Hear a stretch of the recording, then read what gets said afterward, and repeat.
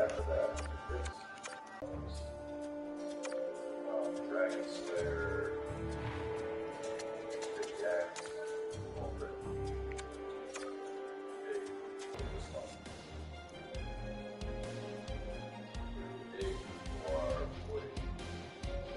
This one is about a great wood, spear, or almost whatever it's for the text is. The spear.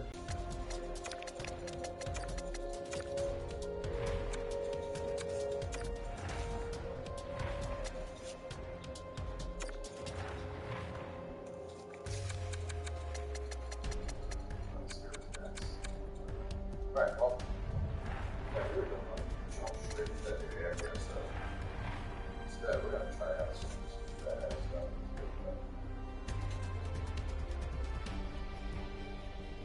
This one.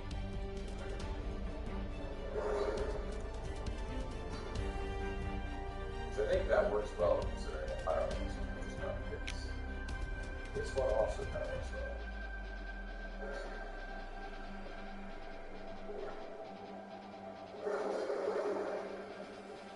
That's like the other one, but just more bad. Higher damage?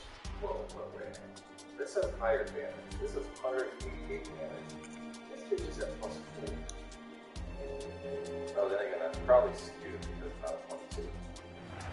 Still. Try the Great Axe.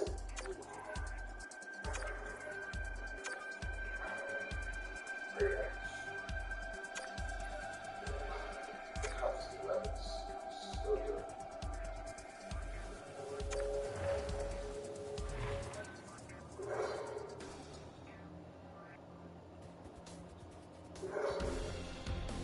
Why isn't it calling down lightning in the sky? Why did it not call down lightning?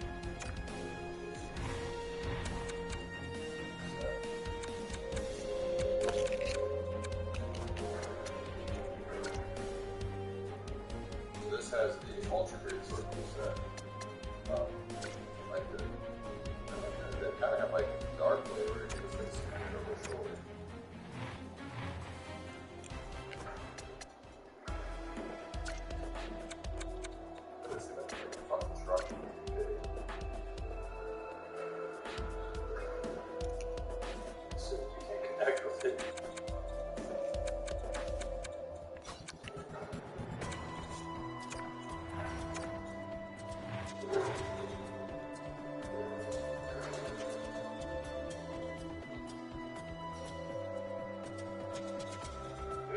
I'm a bigger fan of one of this or one of this was pretty fucking badass. I had to hit 26 strength for it. The main is close to us. We're going to keep going up. We'll work our way towards that strength threshold.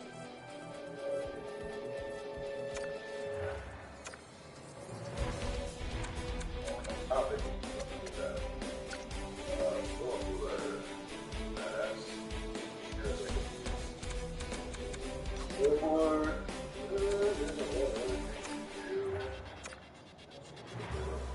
Pretty badass. Comes out very soon.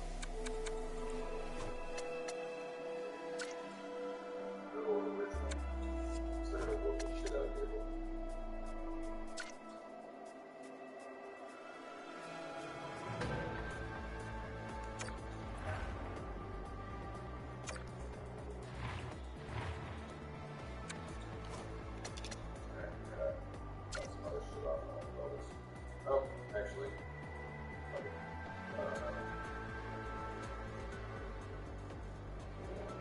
Try out some of the crazy spells we could do.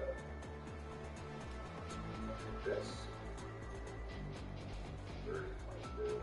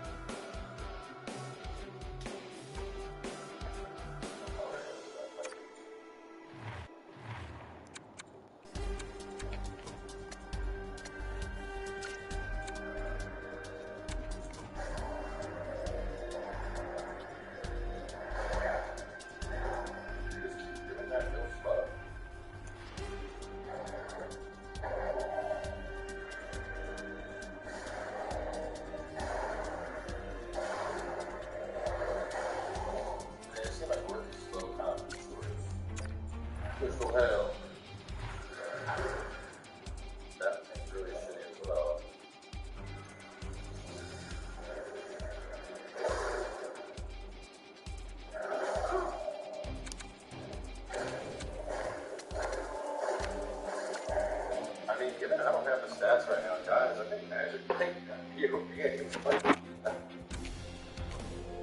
I mean, I don't know, Demon Souls, Magic, yep, Magic, fucked everything. Dark Souls 1, Magic, yep, fucked everything. Dark Souls 2, oh yeah, you did Magic, oh yeah, everything should be. This time around, man, I don't know.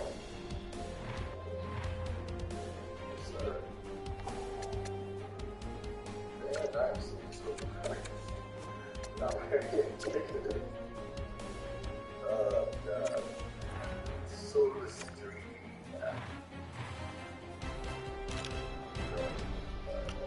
That around fire safety. What is the best of fire skills? Right. So we're going to wrap up here for now. Obviously, moving forward, we got some big shit waiting for us to go on the first plan. So either way, guys, make sure to stay tuned. And just based on what she said, I have a feeling we're fighting like, well, I mean, I've seen stuff as well. What is left? We beat everything back in Dark Souls 1. Like, I don't know. I'm actually really curious to see how it pans out. So, just stay tuned. We'll catch you guys for the next one.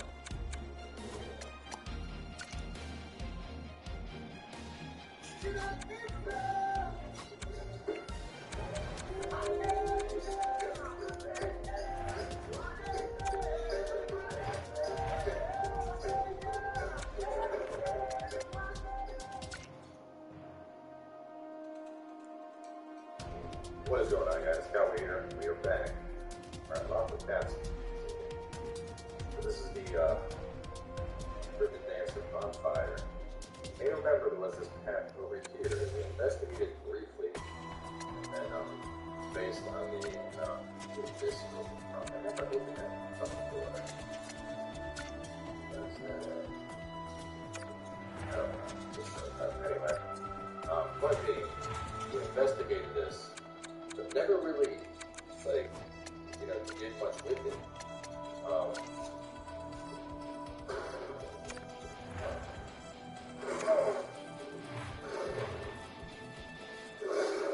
This whole area was kind of filled with what looked like chaos.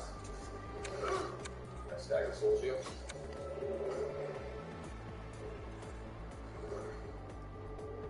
And we're going to go back in and try to beat these things. In the past turned out fun, but fast. It's really hard. But this is a whole area that we have not done much of. So we got ourselves some toxic flowers. And see what we can do here.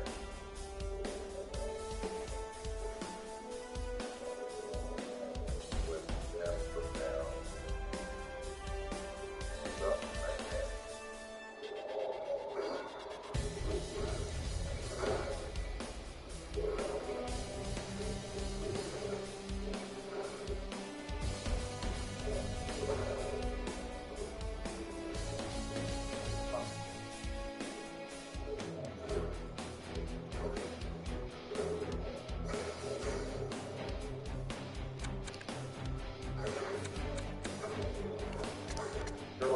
How that works out for us. Right now we're 48 videos in, I'm finally taking videos. I don't know why. It's like it literally just clicked a second ago. I was like, wait a minute. When people turtle, we can kick them.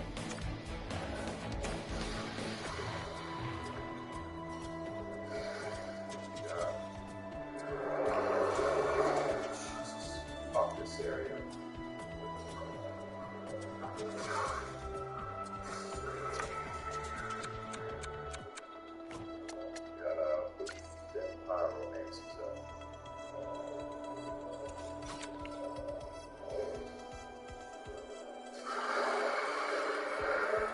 Nice pyromancies. Line 21. Oh my god, why are you so fast and scary? Please fuck well. Go fuck this hill.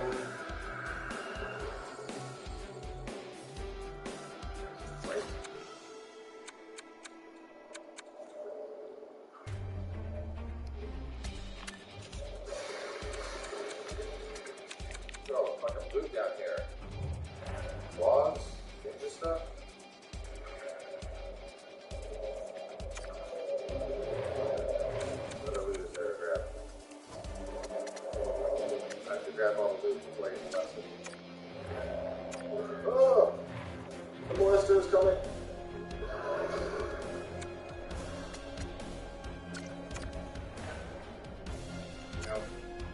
No matter how long I play this game, I don't think there will ever be a point where I'm not afraid of these things. They are grotesque and crazy, and they just look like they're gonna fuck me up, you know?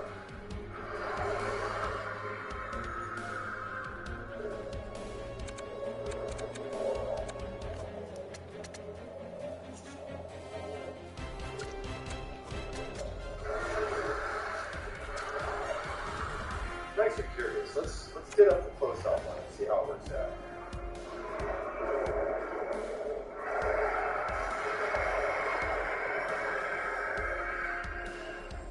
Could have gone a lot better. It hit really bad.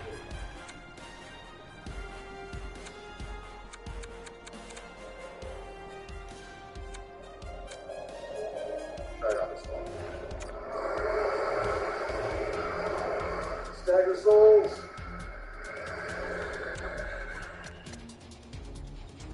Stagger souls is pretty bad, baby.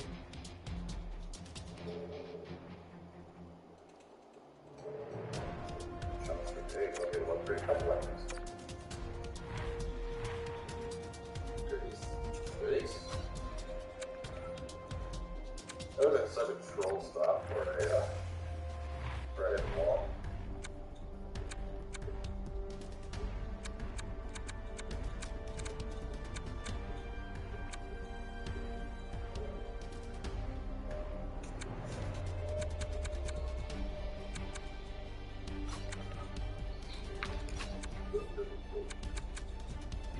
Probably supposed to do this area a lot earlier, but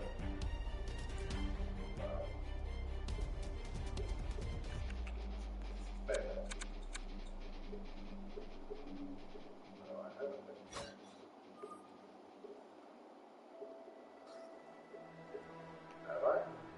No, I don't recognize this. Just take me.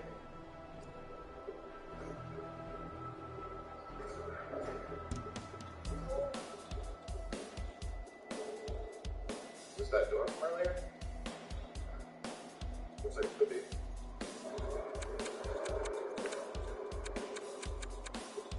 Yes, it is.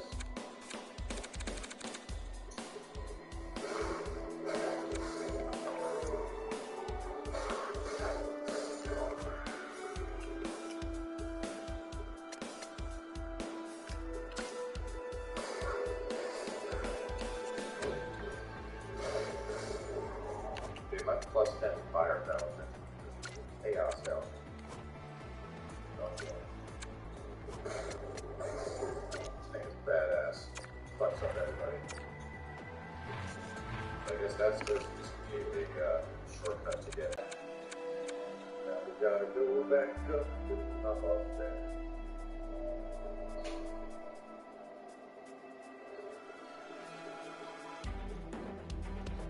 Nice little path.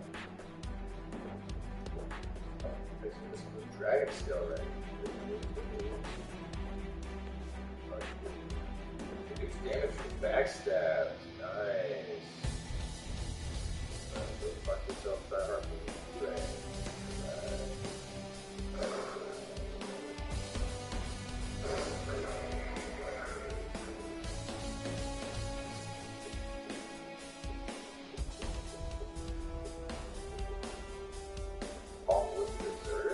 Sure, why not? My first summon, so excited. Maybe that can save up.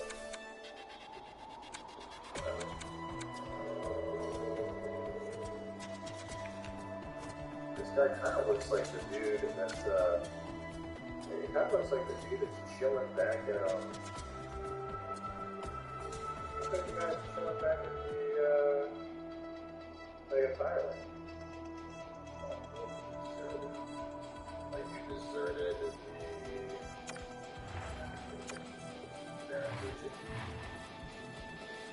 what's up, bro?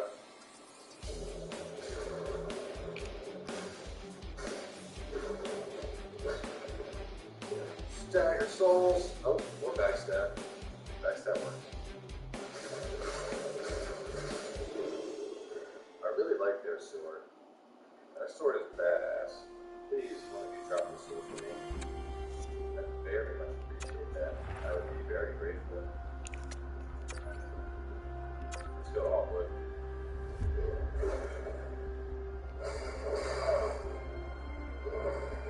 Awkward, get in there, fuck him up.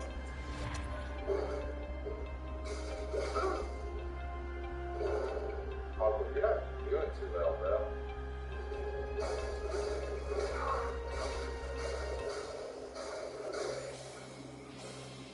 I kind of expect better out of you.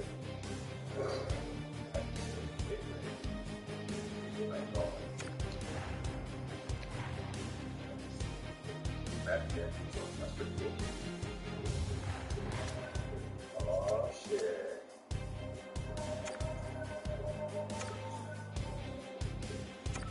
What? Something that sounds like a dying cat behind the door.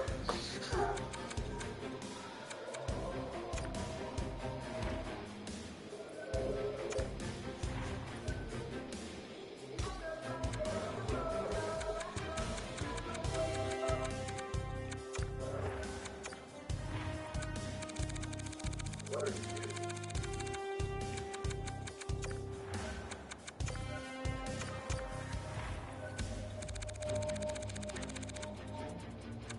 Well, what?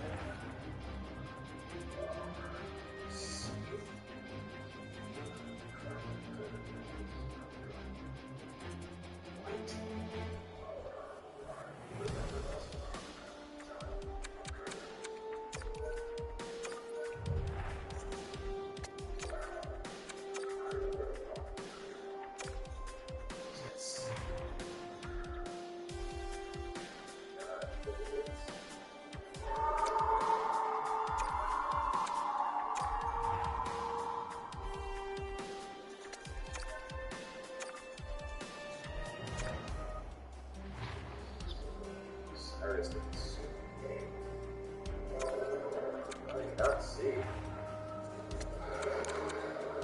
You look like a... Are you related to Steve? I mean, you look like a scaleless dragon.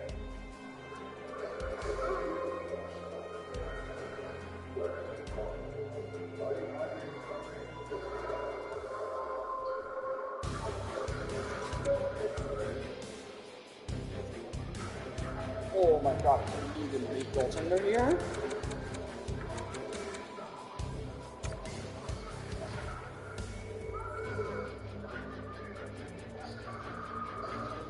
That's pretty goofy.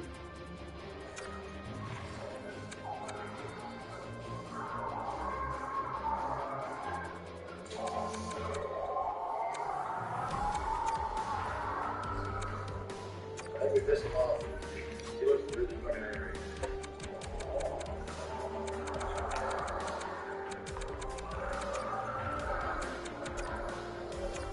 Jesus, I'm fucking spazzing.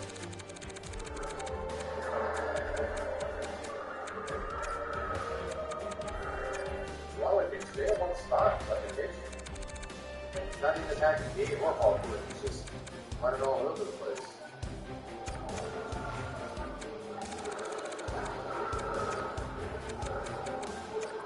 Listen, dude, that baby's probably trying to sleep. You're just waking it up and pissing it off.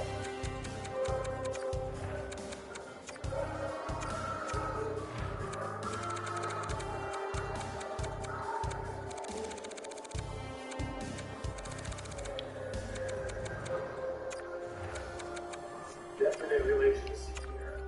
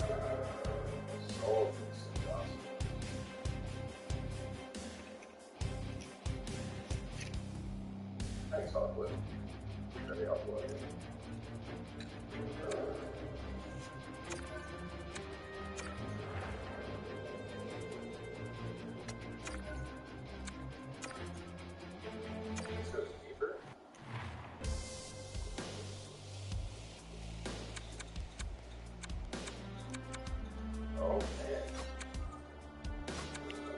Whole areas we didn't even know about.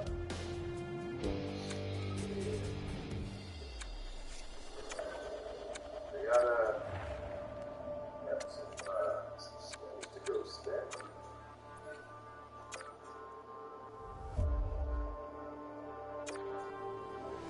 How can we carve out some cooler gear with the right tools? With home hardware and building centers. Here's how.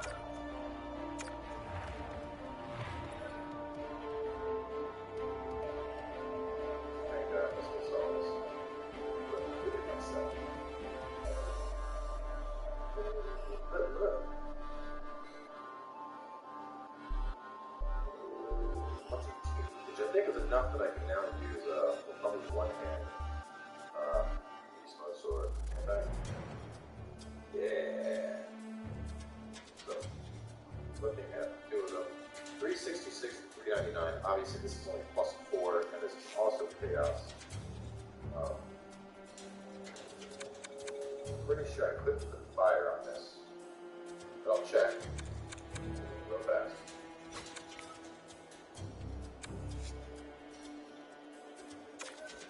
And not. What about the other one? Just for a good measure.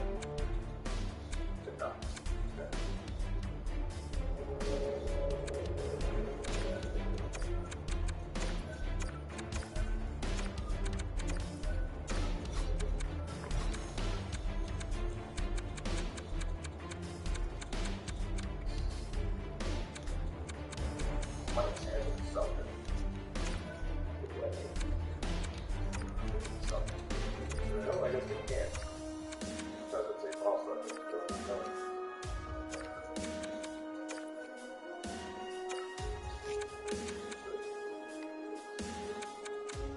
Disappointing. About to do so much more damage. I mean, well, not so much more, but I couldn't get the damage. If I got him +5, 366 right now, I have a slab, so let's see what the damage could be. I still don't think, I think it would barely be higher.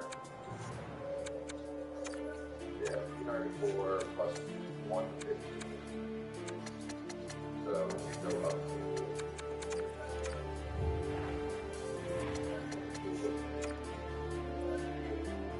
409, which is okay. 409 is not bad, but still 409 compared to 399 with this slow ass swing speed. I don't know. I'm just not really seeing it. I'm not really seeing it myself. Anyway, we'll use it for a little bit just for shits and giggles. See how it works.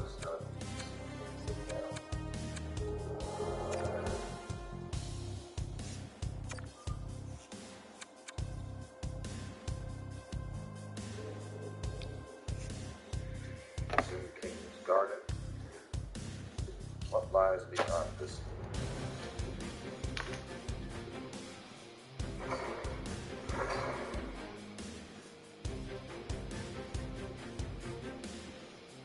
Look at your kind of stamina shield.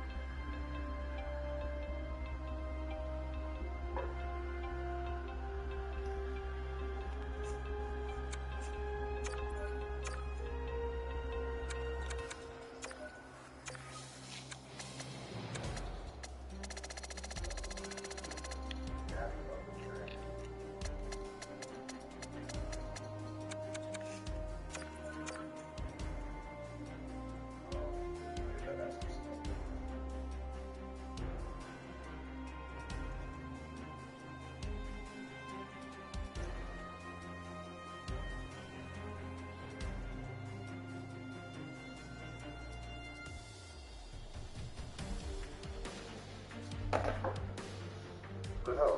What was it?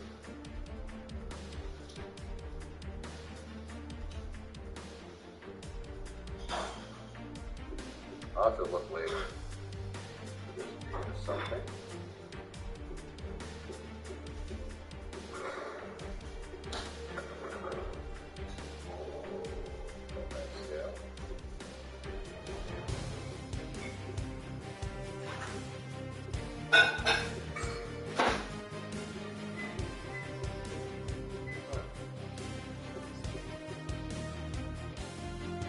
Straight blood. Straight blood gear. What did I fucking pick up? What is Path of the Dragon? Tap. I don't see anything. Dragon Torso.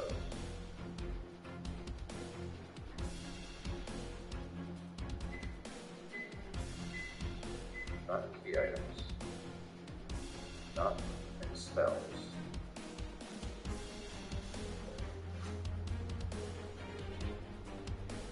Warrior Blue Sentinels. Wait, there's already a bunch of the rain?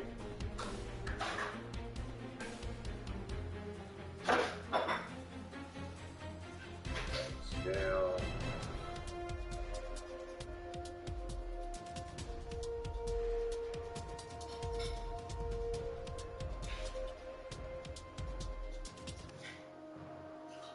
I don't know what we just picked up, but I'm gonna have to go back to the video and look very closely at the thumbnail and figure out what the hell it was. Because considering that is Drake Blood, I think we might have just found like the Dragon Bro Covenant, perhaps? Not entirely sure. Anyway, we're gonna wrap up for now. Obviously, the next episode, I think at this point we are ready to move on. We're linking up the first one, so stay tuned and we'll catch you all there.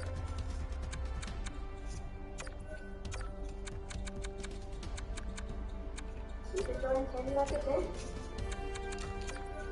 But when did you start going upstairs like one? Tasty Twizzlers Gummies Crust with 60% less sugar. Because you're old now. What is happening, guys? Cowboy here. We are back. So, I know at the end of the last episode, I talked about how we were going to go on over to the Flameless Shrine. I actually started recording that once we got the first lane, which is where the station, and started the boss fight. After spending about 30 minutes attempting that boss, I stopped and then, was kind of concerned just because of the whole approach of this fight. Did a little looking around based on what's known from that main version, and it turns out this is the end of the game right here. So we are not doing that right now because there are still 2 areas that I need to discover, as well as an additional 5 optional bosses. So I'm going to keep that footage. It's like, the first 10 minutes, just so that when we do go towards the end of the game, I can introduce it off with the, kind of my first encounter of it, because I know how much you guys appreciate that stuff. But I was doing a little bit of digging, and, right, so like I said, I'm missing 2 areas, a couple optional bosses. First thought here was looking around. It was like, okay, a couple places here, so there might be some stuff there, I'm not sure where. This kind of falls short, doesn't it? Here, they're about the same, but I don't know. I felt like that was too brief. This looks good, lots of places. Cathedral, relatively short area, but whatever. There's only 2. There's only 2, and I was like, you know what? No, there's got to be something else. There's got to be something else. So I ran back in here after I got done recording last night. Was running all around, and looked down, and I'm just like, I see loot. I see knights, I see a bunch of shit. So check this out. We make the bridge fall, right? Made the bridge fall. Was over here kind of looking. Was like, And then I was like, that looks like it could be a ladder. Sure enough, it functions as a ladder. Oh man, the discoveries.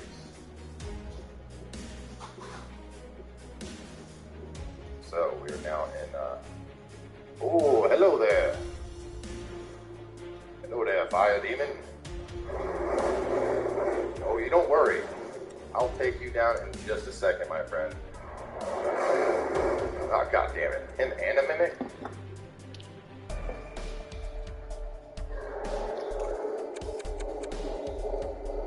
Shit, towards the mimic for me. Go fight a mimic. Asshole. Black Blade. You guys are interested in that. Short katana wielded by the swordsman and distinguished high guess of the Warrior's Warrior. His shiny black blade is thicker shorter than typical katana. While holding stance to rapidly execute a lunging slash normal attack. Let's try that.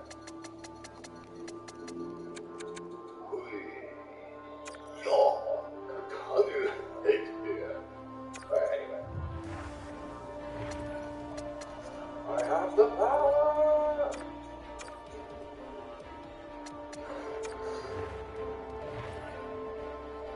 What you know about chaos, son? I have the chaos bouncer plus 10. Help me, little skeleton minion.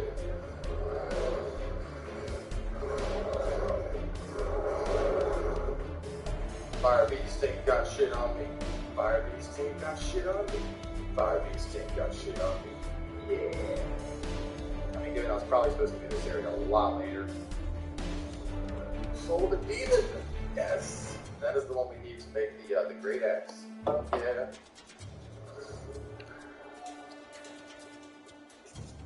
Let's see where this goes. This goes down but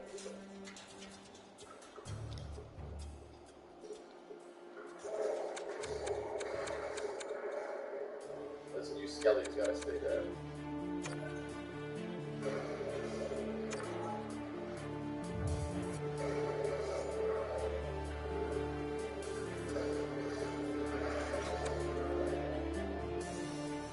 Alright, these guys just keep coming up, so we're just gonna there we go. Something just follow. They won't follow. Okay, that makes things like we'll say just blindfold.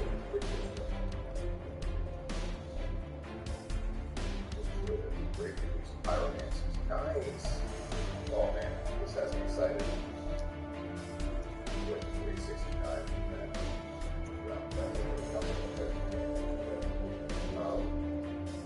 We're gonna do Spider-Man. We're gonna be on our way. That's power. So where are we actually at? We are abandoned to nice. I love discovering new areas. It's like yes. It's like playing the game all over again. Like, you know, that hype I got when I first started. That's what it feels like when you get towards the end of the game and you're like, no, I know there's got to be more. And then you start finding new places and you're like, yes, new areas discovered.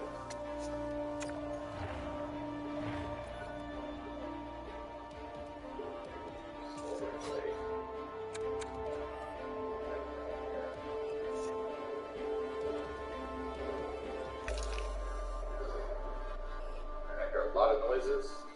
I see some fog over there, which I'm assuming is a boss. So this lake like turning or something. I don't like this. This reminds me of the area with like the weird lightning T-Rex beasts. Oh shit! What the fuck is that? Ow! Who is on a? There's like a ballista up there. A ballista of ass kickery, just ruining me.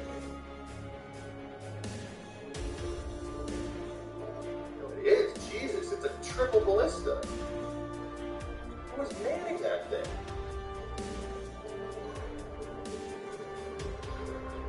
That is frightening.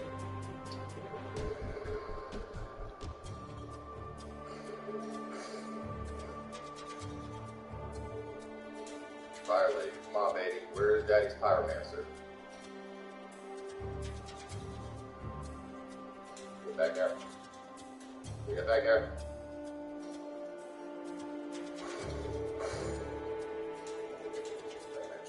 Okay, this is the area with that knight. Can you compete against Stagger Souls? I don't think so, bro. Where's the punch? It's Horus! Horus! Why? Why did you abandon our Horus? Horus, she cared about you and you left her to die.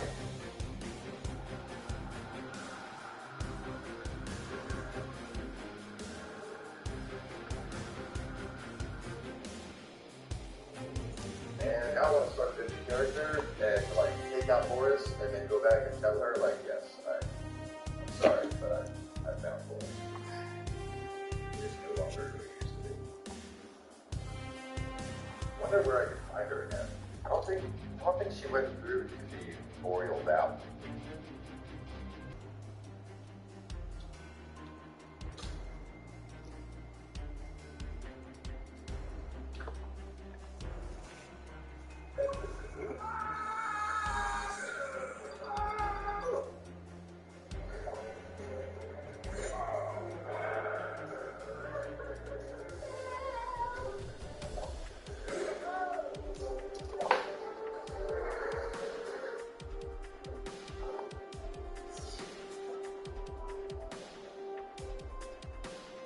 goodness, dude.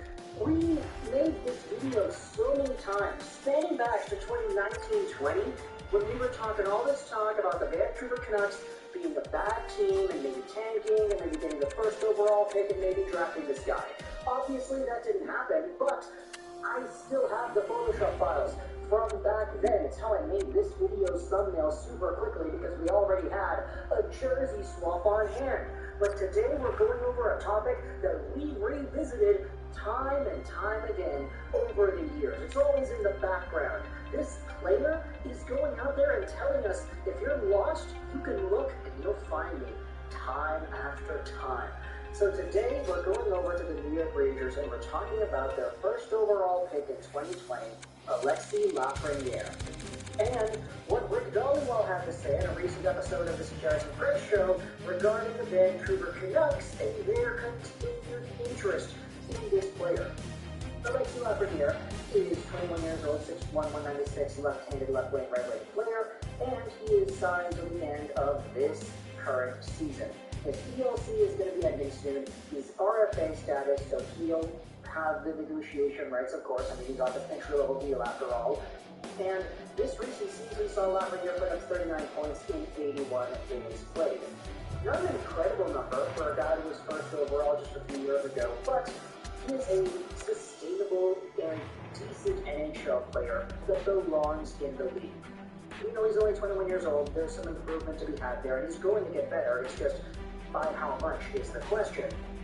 There have been a bunch of issues about his mobility, the way that his dominance in the QMJHL has not translated into the NHL, why that is, what he needs to improve on, what skills have translated properly.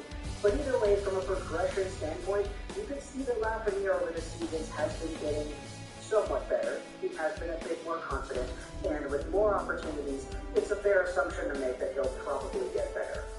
However, this postseason against the New Jersey Devils in 7 games played, Lafreniere had 0 points, and yeah, that was not good. I mean, to be fair, a lot of Rangers did not show up properly in this series, and it definitely wasn't a good indicator of talent from most of these guys. So for a player like Lafreniere, when you really want to see him take that next step, you want to see that kid line go out there and improve. Unfortunately, the postseason series against the Devils was not the best opportunity to see those points be put up. Sure, there were some games where the kid line looked like the best line out there. They just couldn't get anything done from an on-paper goals and assists standpoint. So either way, the opinions on Lafreniere vary as much today as they had a year ago, 2 years ago, after he finished up his rookie season in the NHL. There are way too many things you have to consider when talking about whether or not Lafreniere is a good player or not. And because of the uncertainty here, the Vancouver Canucks have expressed interest in this type of a player. Now, let's go over on an article from Alex Woolsey on the Hockey Writers from yesterday. What they did was they talked essentially about the newest update on the Vancouver Canucks and Lafreniere, and also talked about how the Canucks can use the 11th overall pick as a foundation for a Lafreniere trade. Oh boy, that's an entire other conversation that we're going to have towards the end of this video, but the link is going to be in the description to one of these articles. You go ahead and read it. It's a pretty easy read, so there definitely is a lot of content to digest in here, but I just wanted to go out there and focus on the Dollywall quote as well as what the proposal is here for that draft pick. Here's the quote. It's Rick Dollywall on the Security Press Show on May 5th. Lafreniere, the Canucks really like him. You know, his agent was Emily Castonguay. They tried to get him out, 0 points against the Devils in 7 games. I don't know where his stock is. And that's a really simple quote. It's not long, it's not really too deep, but it essentially confirms everything that we've been thinking about the past little while here too. The Vancouver Canucks still like Lafreniere, they still want him, and because they tried to go for it earlier, with the way that he performed in the postseason with 0 points in 7 games, who knows where his stock is today. That could mean that the Vancouver Canucks might revisit this idea, it might mean that they might not, whatever, it's just spitballing here. And if you scroll down in this article on the Hockey Writers, the article talks about the potential value of Lafreniere in a deal with the Vancouver Canucks and how they could deploy Lafreniere like Kirby Dach in the half. That was a pretty good readjustment sort of period for Dach. But when we go over to the trade proposal, this is where the article goes out there and mentions it. TF Chris Drury may feel pressure to make a trade following the Rangers' upsetting season. Trading Lafreniere for the 11th overall pick to use or flip for roster upgrades could be beneficial while coming with many risks. That may not constitute the same value for teams, making this plausible from their perspective depending on negotiations with other organizations. Essentially, what this is saying is, if Lafreniere gets traded to some team, they may not value Lafreniere in the same way they would value an 11th overall pick, for example. And if you're Vancouver, if you trade 11th overall for Lafreniere, you're getting a guy who could already step into the lineup right now, who is still young enough to justify quote-unquote rebuilding around him, and who has a boatload of potential as well. This is sort of the mold of player that the Vancouver Canucks have reportedly been interested in the past. The Kirby Docs out there, the Lafrenieres, the guys that aren't too old but are still NHL caliber guys. And that's kind of why this article brings up the idea. Now, you know my thought process when it comes to trades that are quite controversial. If a trade idea has both fan bases saying, no way, folks,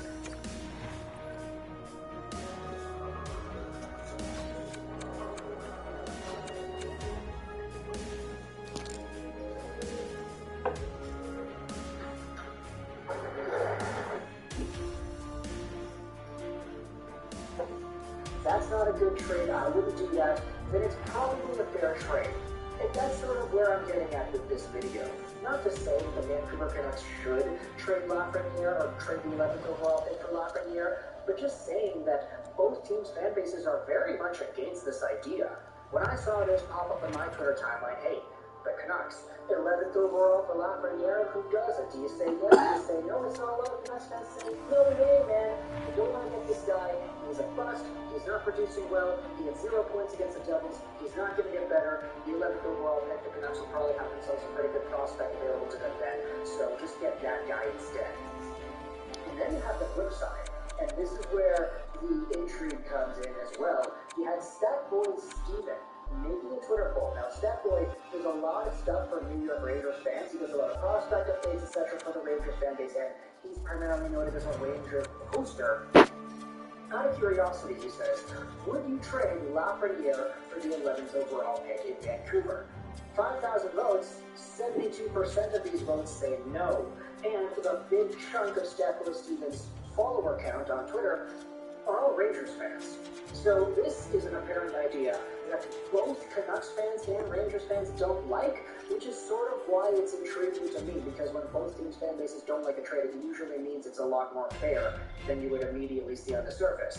A lot of Rangers fans in the replies to this tweet are saying, Lafreniere was pretty good in the regular season, he didn't show up in the postseason, but then again, not too many people did, so he's not the problem here. There still is potential with this player. Why would you give up on him at 21 years old? You saw what Kirby Doc is doing now with the Montreal Canadiens. Why would the Blackhawks think that that was a good idea to give him up? And for an 11th overall pick, like, you took the first overall selection in 2020, you kept him around for 3 seasons, you watched his value decline, and then you traded him away for 11. Like, that is buying high and selling low, if I've ever seen it. Absolute Wall Street bets, penny stocks going on over there, and it didn't work out. Because of Lafreniere's potential, there are a lot of Rangers fans saying that it's probably just better to keep him. And then Statboy Steven even replies saying, yeah, like the reason I asked is because there was this article posted on the Hockey Writers just suggesting it. However, I will say a lot of other Rangers fans are saying, okay, 11 is too low. Like, if it was a higher pick, like top 5, something in Anaheim or whatever, then maybe that's what gets it done. But then again, when you think about it, like, I don't know if the Anaheim Ducks, for example, would trade Adam Fantilli for Alexis Lafreniere. Like, next season, if Adam Fantilli is better than Lafreniere, I wouldn't be surprised. And that guy's only 18 years old. He was already better in the NCAA than I think Alexis Lafreniere ever was in the QMJHL. So that's definitely a conversation point to consider that I don't think is worth all too much value for other teams. But 11th overall sort of feels like it kind of aligns, especially with the Canucks and their apparent interest in Lafreniere that still has continued ever since Emily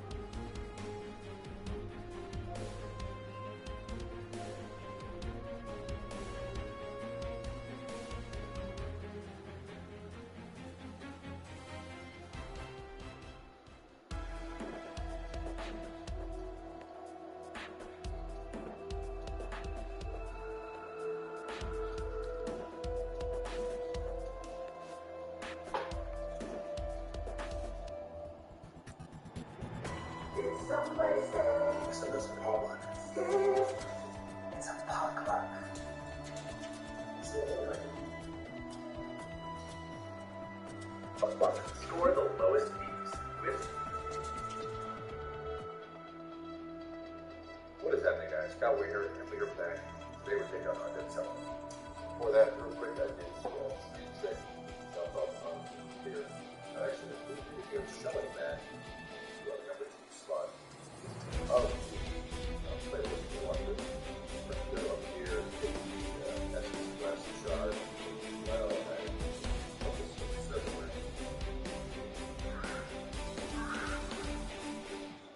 Couple things we can drop off through one fireball.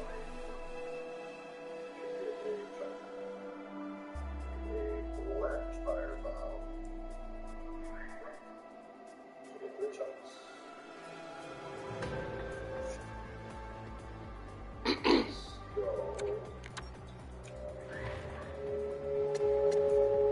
Road carving, and then we'll also want to drop a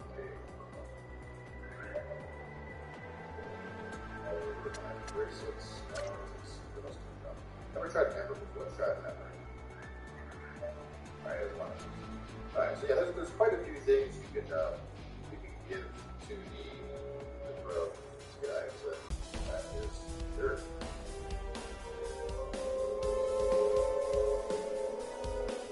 Oh, this guy's here.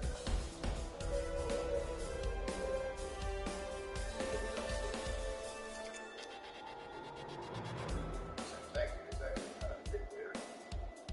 Now, before we go, that should give us 2 Estus shards now, both the one that we got in the previous area, as well as the one we picked up. So what you do here is reinforce, then you have to lock. So, Robert does that. It says 3-1 still. Alright, that should be a 5-1. So, what I want to do is after you reinforce also a lot has this 90 split up how many you want and how you're going to use it. I was also pointed out that there was an item I missed back on the original Dragon Breath Fire. I have put a timestamp to it in that video in the comments. It's just a large dessert soul. I think that adds up to pound facility that needs to be under right around there. Anyway, moving on to the undead settlements. There's quite a few items we're going to be getting here. Going down the list briefly, we have the Red of Bone, we have the Estus Shard, Covenant's the Whip, the Lizard the Hit, Light Shield, and your Pyromancer NPC. Second Covenant, a War God Shield, Fire Clutch Ring, Blood Light Ring, Shortcut to Dead 2, which is that's very early in the game. And a couple NPC interactions like this area is just loaded with stuff. So anyway, to start things off, first thing we're going to do is we're going to straight. Now this area has 2 paths that end up kind of converging. So I'm going to go through what I would consider to be the best way to run through this area, just based on those paths. Small leather.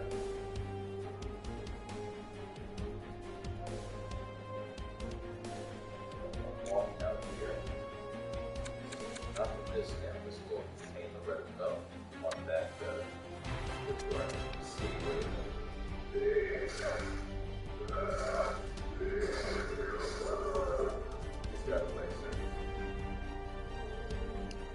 Right there, providing stealth level.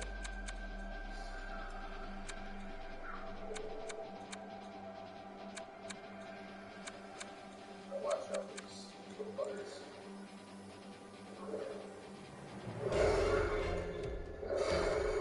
They are quite fast. You can't backstab them and parry them and all that good stuff, even though they're as tiny as they are. This. One of these. Start countering I think the first one may be up ahead of alternate numbers of where exactly they look like we start counting. Anyway, so this room here, we're going to go down. Now, a couple things here that I want to know. Grab this, guys. Let's see if we have these groups of enemies to make things a little bit easier for you. You want to just kind of aim like this and throw a fire firebomb. A little bit fire. Terrible gaming. Fire here. There we go. That one worked well. Same thing. So just get my head kind of deep with the barrels.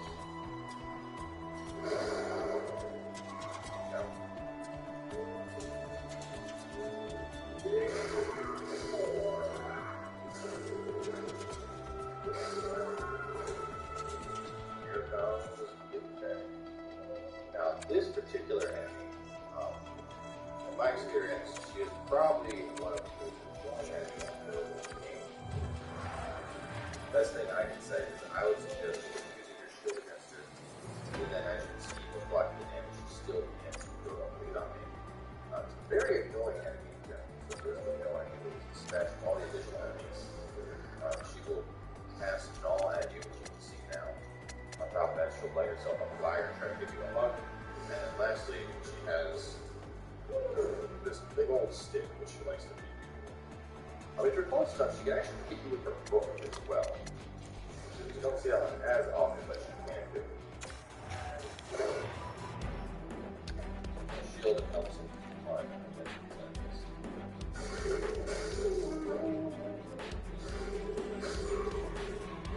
Right. We got our Estus shard. Go ahead and snag now. We're getting quite a few drops. Luck is, just put in perspective, our luck is more level in this character compared to the places where I was at. I think 7 and then 6. And the amount of drops that I use is quite high.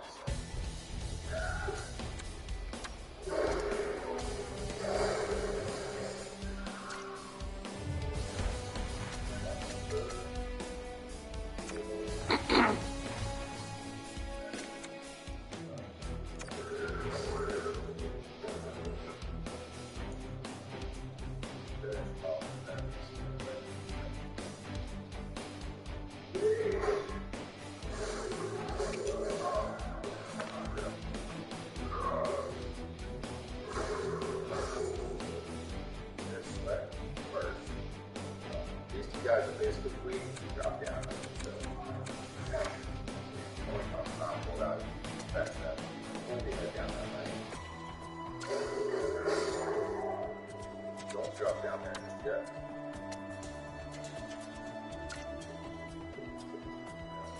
This way.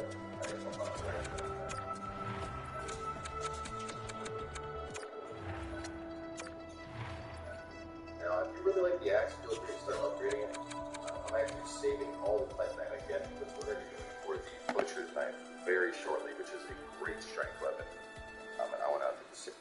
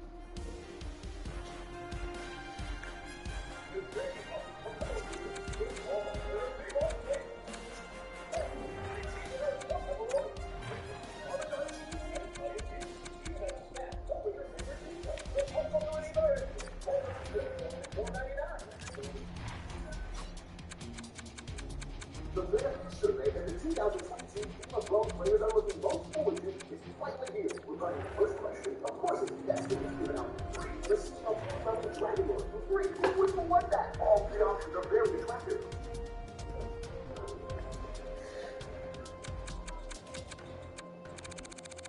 I always kind of give that disclaimer out there, but because it is a bright and sunny afternoon here in Vancouver, the leaf blowers are outside, the weed whackers are doing their thing, so if you hear any buzzing in the background, that's not in my control. I apologize for that. But there are two reasons we're making this video here today. Firstly, it gives me an opportunity to actually make a head swap of this player and his team, or this other team, I guess you could say. And secondly, it's a conversation that we can still have because this player has not signed his extension at the time of recording this audio, and everybody seems to be sort of harboring this internal, subconscious belief that this might actually be the case in a few years' time.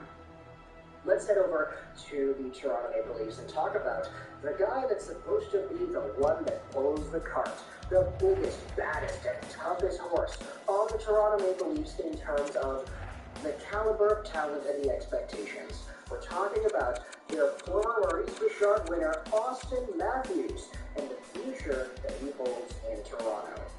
Now, Matthews has been one of the better first overall picks we have seen in the past few years. But today, he's 25 years old, still a big dude, 6'3", 205, left-handed center, who is a pretty good sniper in those days, making $11.64 million a season till the end of 2024. He's a UFA upon expiring, and this was done for a reason. Everybody kind of knows that when Austin Matthews was coming off of his entry-level contract, he was already a pretty good player. In 2018-19, he was over a point per game. He was supposed to be this franchise-defining superstar that could score goals. He already had a 40-goal season under his belt.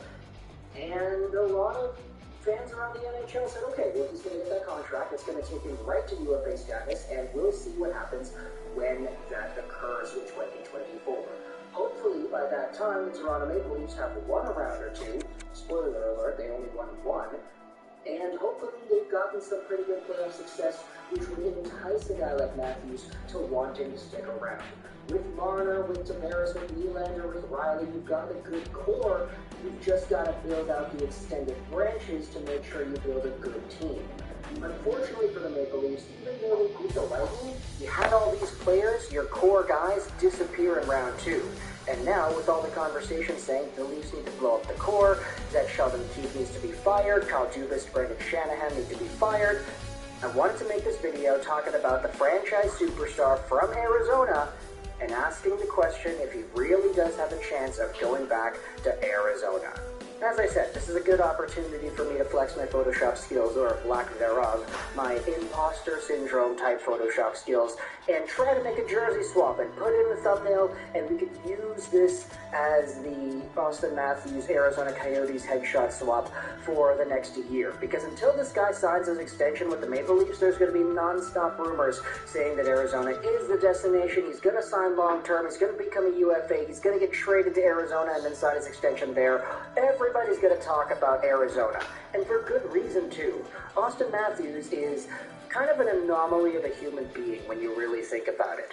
The guy was born in San Ramon, California. His heritage, he's American and Mexican, so he's Hispanic, and he grew up in Arizona. He said that when Ovechkin scored that crazy goal like a decade and a half ago against the Arizona Coyotes, you know, the one where he fell down and he kind of hooked the puck towards the goal and it went in, Austin Matthews was in the crowd in that game.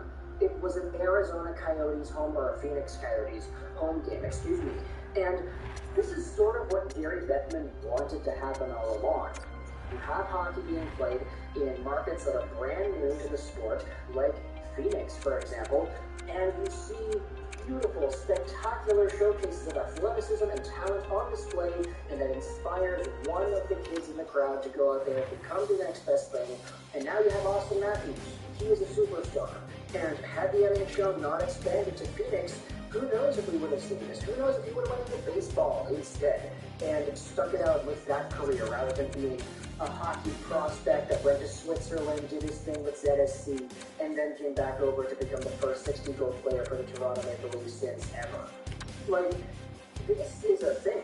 It's the reason why hockey has expansions. It's the reason why the NHL is so adamant on building the game, growing the game in other markets, because once you get the next kid that turns out to be Austin Matthews, who's from an area of the world that you wouldn't expect to be a hockey-centric town, it's a win for the sport, it's a win for the game, and it's an even bigger win if that player eventually comes back home and plays for his hometown team.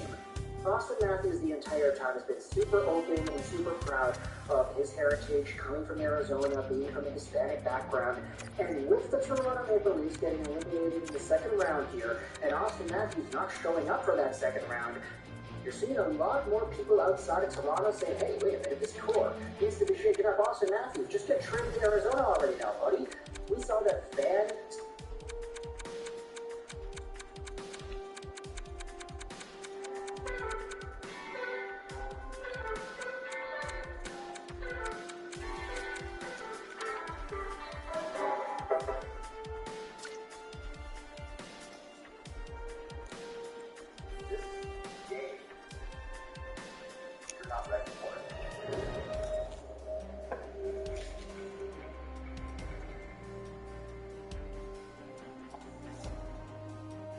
Sitting in the bleachers of, I don't remember which game it was between Toronto and Florida, but he had an Arizona Matthews 34 jersey. Like, people are doing this now. People are thinking about this now.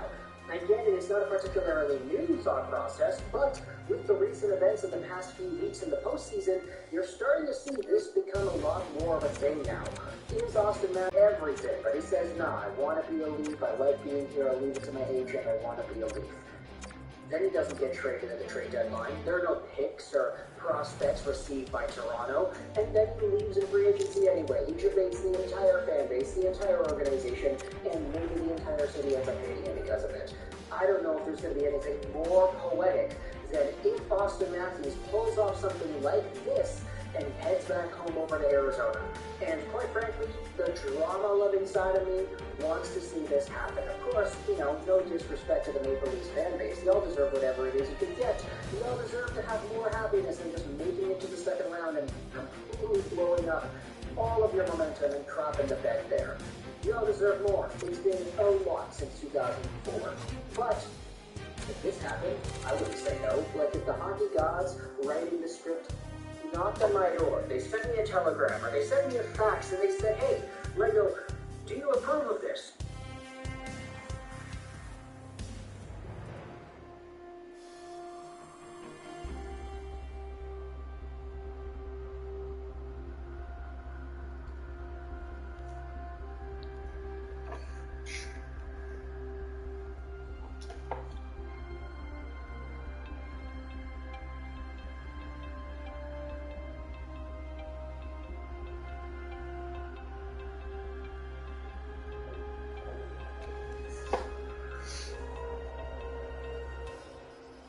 There are two conversations that we can have in this video.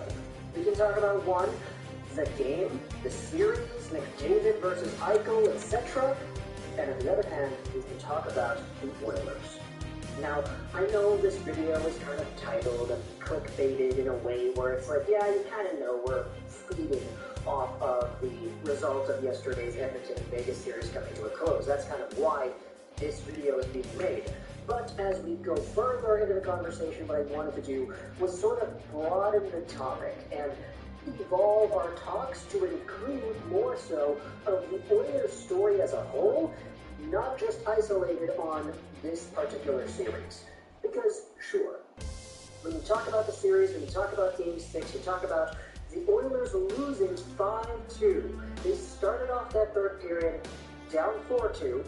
They couldn't score any goals. They looked pretty good, but they didn't get anything by Nathan Hill because for some reason that guy is all of a sudden a Vezina caliber goaltender.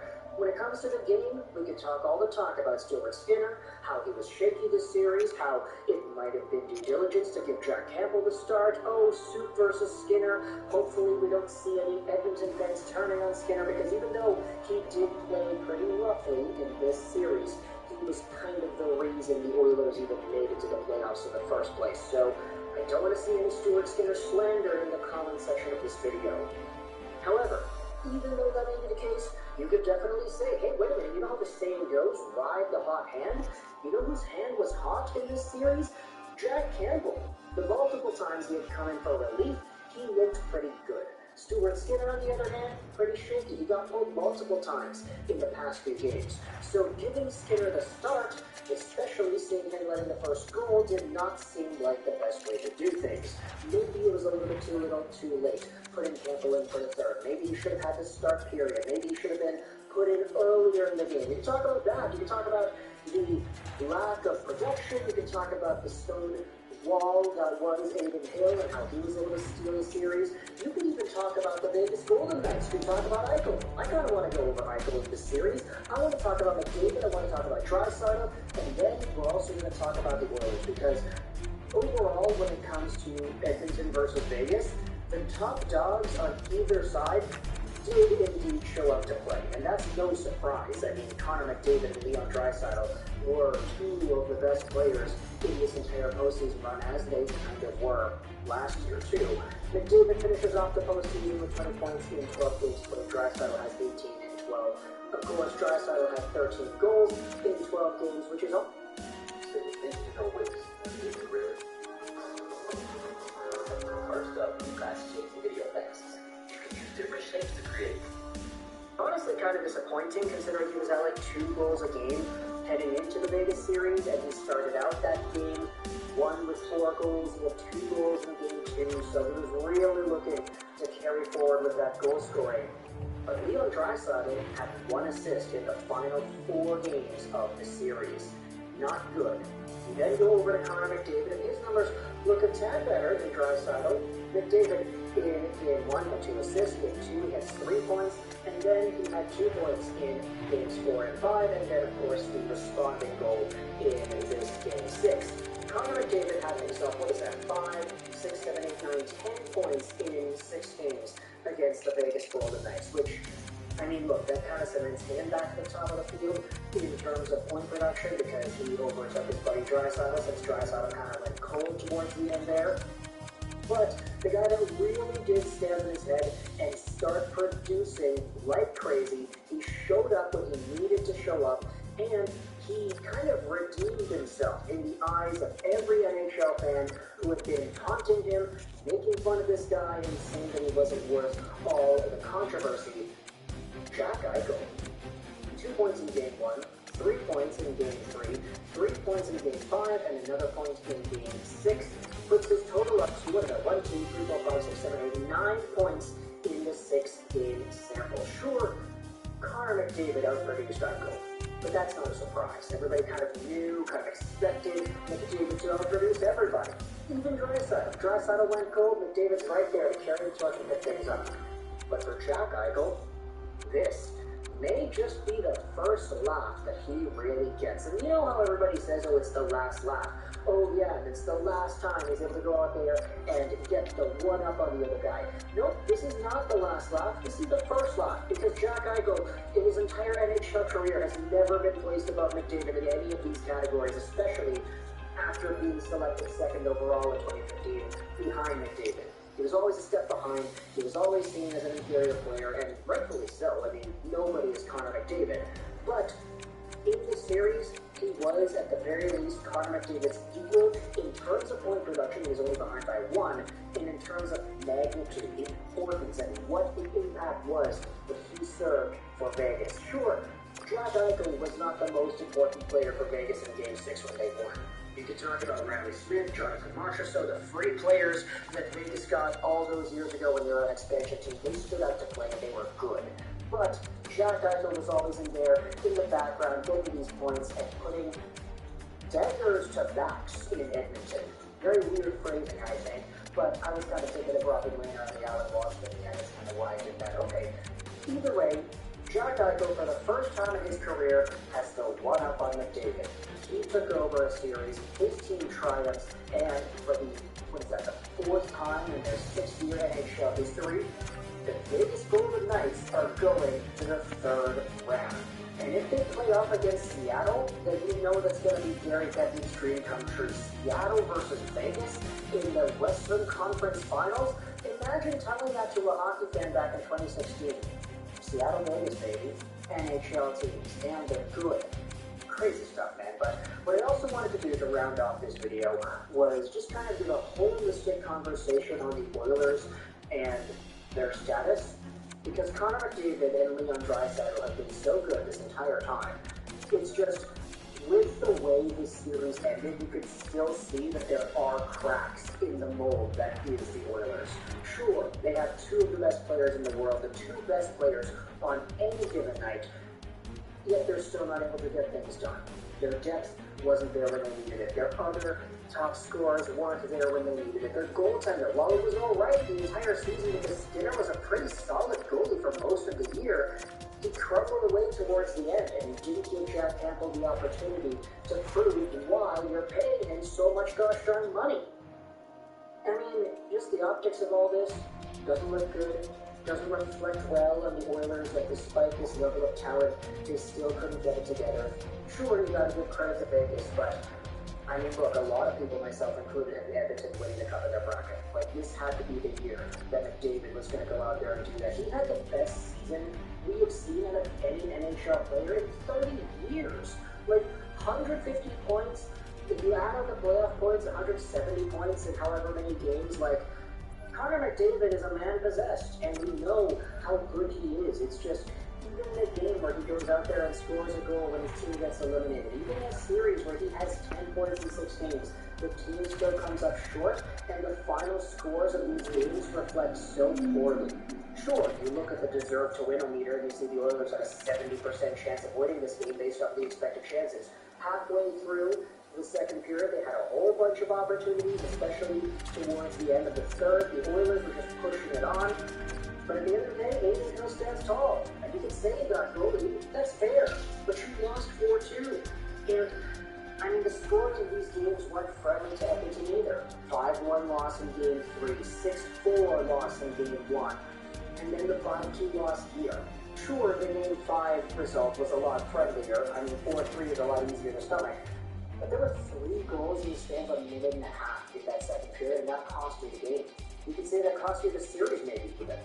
So, for Edmonton, where do you go from here? What exactly is there that you can do? You've got so much talent, but all you got to show for it is a second-round appearance against Vegas this year where you get kind of humiliated towards the end. A third-round exit last year where you were swept. Like, you looked so dominant against LA and then against Calgary, and then boom, the Colorado Avalanche come in here and absolutely whoop you to next year. Nowadays, McDavid and Draisaitl, they've been in this league for what, 8, 7 years? Something like that? It's been forever, and you still haven't gotten over that hump. I know it takes a while sometimes, but come on, where do you go from here? Let me know your thoughts in the comments section below about the Oilers and the Vegas Golden Knights. I kind of wanted to split this video up into 2 parts, but I don't really know if I did that properly. But either way, you can let me know your thoughts about Eichel, the Vegas Golden Knights, the series.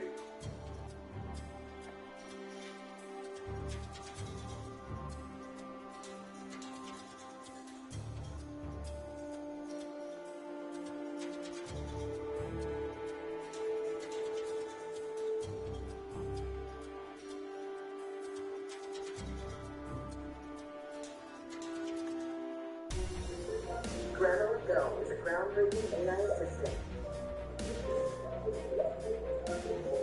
with unprecedented power. As the Fast franchise hurdles toward the finish line, not every driver who started the franchise has stayed in the race. So what happened to the actress who played Suki in Too Fast, Too Furious anyway? Looking back on the Fast and Furious franchise, Too Fast, Too Furious set the tone for what was coming. The Vin Diesel-less sequel saw Ryan taking down an Argentinian drug lord with a race car, something that the modern Fast movies are all too familiar with. It also introduced the new franchise veterans, with Roman and Tez joining the series. Suki, played by Devin Aoki, also played a memorable role in Too Fast, Too Furious, only to disappear from the franchise without a trace. Devin Aoki is best known as a model finding massive success in the industry before hitting adulthood. However, in the early 2000s, Aoki decided to test out the movie industry, appearing in a few films before 2010. Besides Too Fast and Furious, she appeared in movies like Sin City, DEVS, and the infamous Dead or Alive. However, in 2009, she retired from acting to focus on raising her kids, which might explain why she's never returned to the Fast and Furious franchise. Since then, she's only appeared in 2 documentaries, with one of them, I'll Sleep When I'm Dead, focusing on her half-brother DJ, Steve Aoki. In recent years, however, Aoki has returned to the fashion industry, which leads us to ask, could we see her return to Fast and Furious? The franchise has brought back old characters time and time again, so it's arguably about time Suki returns. Alright, ladies! We're good!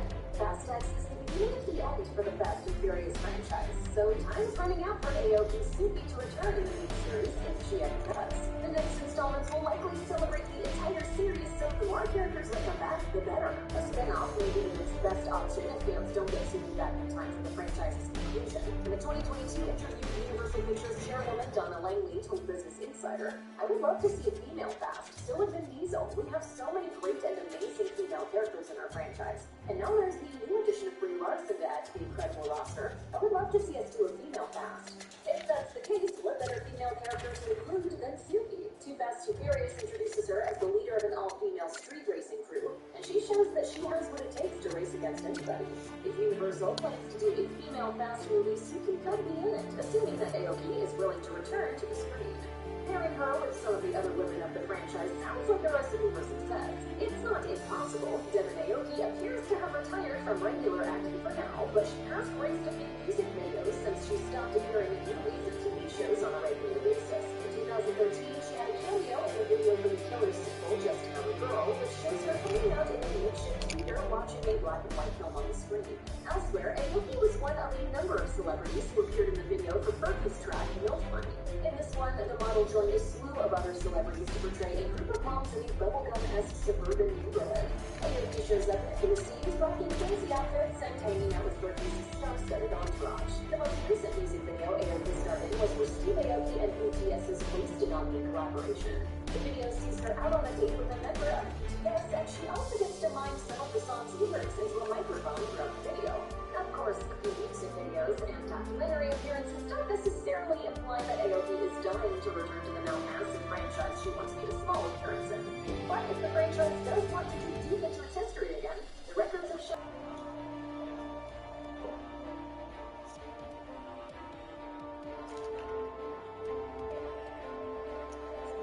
Rough skin, discoloration, bumpy skin, infected tolerant texture, smooth skin with exfoliating pH, and moisturizing prebiotic oat for smoother skin in just one use.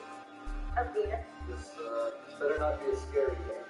I wanted to play either Dark Souls 3 or Demon Souls, which were both 60 frames, but the comments were fine, okay, you win. Bloodborne it is! Can I go for the park one? Elena? There we go, brand new adventure. Okay, 30 frames, hello. Please, sir, please, I can barely see. Welcome to Bloodborne. It's my first day, I'm pretty excited. It's like we're in some gothic Victorian town. Run aside, fucking scallywag. It's a cool setting. I just wish my eyes could process what they're seeing from being a baby. Come on, Zane. You've played 30 frames before. You've played 30 frames for years. Oh, hello, my good man. If I may so inquire, what is your God-given name? Didn't quite catch that. Did you say Esteban? I have a gun, but I don't know what it does. It does no damage, is what it is. Can you teach me how to play Bloodborne? Well, the story is, we're in the city Yarnum, where the people have been afflicted by a bloodborne disease. Get it? This disease turns them into vile beasts and monsters. Assholes. Oops. Oh, sorry. Oh! Wheelchair. Look at me, Hector. Look how little damage I'm doing. And the game wants me to fight two at the same time. You see the other one behind it? These games cheat. You have to cheat that. Finally, Cleric Beast. I'll have you know I'm very experienced in standing the role. I heard the boss bosses in Elden Ring were way more aggressive than past bosses, which is why I'm having such an easy time right now. I will free Yukon from the likes of you, Cleric, if you stop screaming. I'll surrender if you stop screaming. Fire! What is this gun do? Oh! What is that? Fire! Come on. Doing such little damage for a hit. This is the loudest thing I have ever felt. End it, kill me, kill me. I mean, less than half health for my first attempt, I'm awesome. Ronnie? Oh, I can level up. So now we farm blood echoes. There you go. And then level up. Farm more blood echoes. And then more. Level up. More. And now it's a rematch. My powers have doubled, Elven Beast, Cleric Beast. The fight itself, it's like a dance. One hit, roll away. Very elegant. One hit, roll away. Fire! How am I doing that? Oh! Big damage! Please. How about some quiet time? How about some quiet? I can't see because of the 30 frames. Now I can't hear because of this volume demon. Shut up, shut up, shut up, shut up.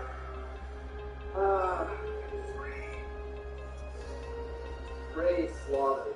Yeah, praying that the next one is quiet. First boss is done. That was fun. I'm going to do it again. Next boss. Oh, fuck. So there's weapon durability. The only time managing weapon durability has ever been fun is ever. Oh my god, it's a parry! The gun is how you parry. God, that's fucking awesome!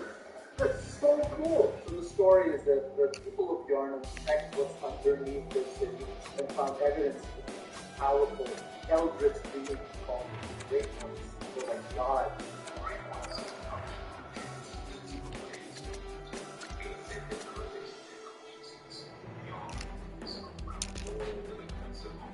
So lost, washed up. So mad at this game. These are the saddest birds I've ever seen. They can fly for like a second. Madman's knowledge.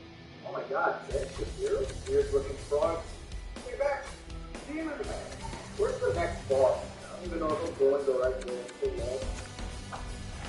long. Probably not that. There he is. Boss fight. I know we need to know the lore. Okay, father gets coin. Why does the priest have a shotgun? Oh. I'm learning your attack patterns, father. He is a kid. Hi, Prince. Still check. It's a cool fight. I love this kind of slow, methodical pace. I think I can outspace it. It's really good.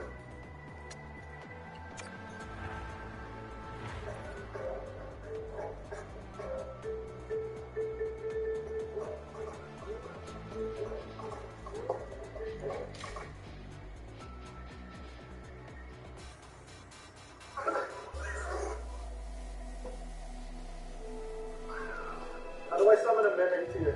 This game is missing a couple of pieces. What's that smell? Just look at my pants, father. Oh, sunlight! Excuse me? Sorry, excuse me. Just trying to run back to the boss. Oh, okay. There's no stakes of merit in here. They hadn't perfected fun yet. Round 2, Padre. All my enemies fall at round 2. Just ask the Elven Cleric piece. Ah, God, that's so cool! I love the shoot, the parry system. This is game of the year. This is game of the year. There it is. What? On the second stage. There it is. Wow!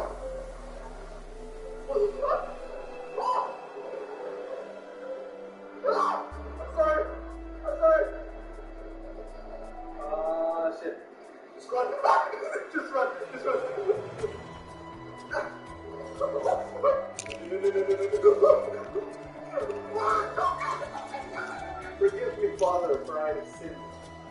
went from a careful duel.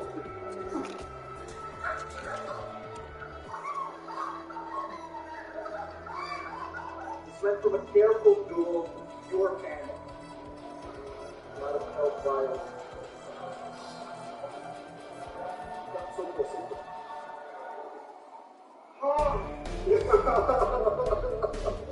Is it over? It's over. All things considered, those I mean, straight tries, I'm awesome. So the story with Father Gascoigne is not actually a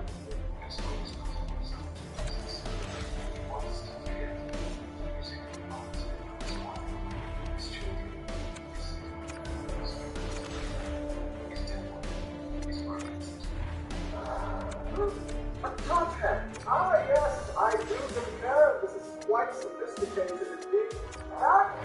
Back with you. If you wish to look a stabber as I, well, there are indeed few items of the crowd made. The basket board from Tsushima, Elden Ring, and Piranha, and the new evening one, linked in the description. This crowd game so dark, right? It's sad. Oh, look at this, someone not trying to kill me. Oh, my good lad, the white shoes! What a maze. I don't know where to go. There's so many branching paths. There's no sight of grace telling me where to die next. Oh, he sucks. See, they just look scary, but these big guys are usually pretty bad at the game. The top hat gives me strength! Oh, marvelous! Come on, what?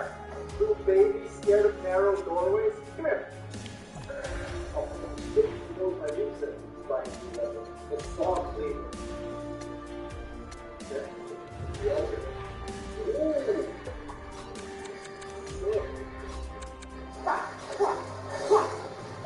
Saw cleaner is awesome. Watch, I can switch weapon modes mid-combo. God, that's so sick. Game of the year has to be. I don't know the sound of it.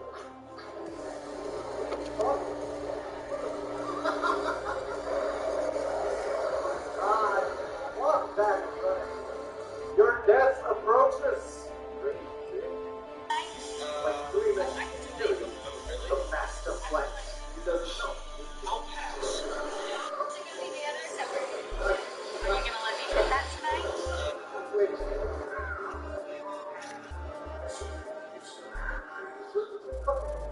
Excuse me, is there like a checkpoint or something? Just, it's like 2 inches, please. I'm going back to Elden. Fuck's sake. Or the other choice. Let's just put a third guy in. Oh, here we go. There it is. It feels like I went from Limgrave to Caleb.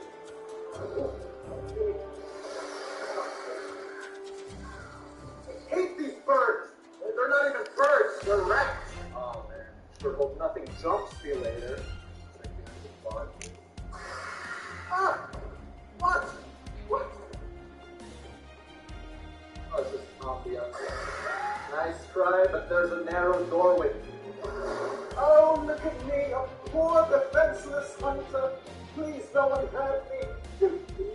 What's this? Ring old hunter bell.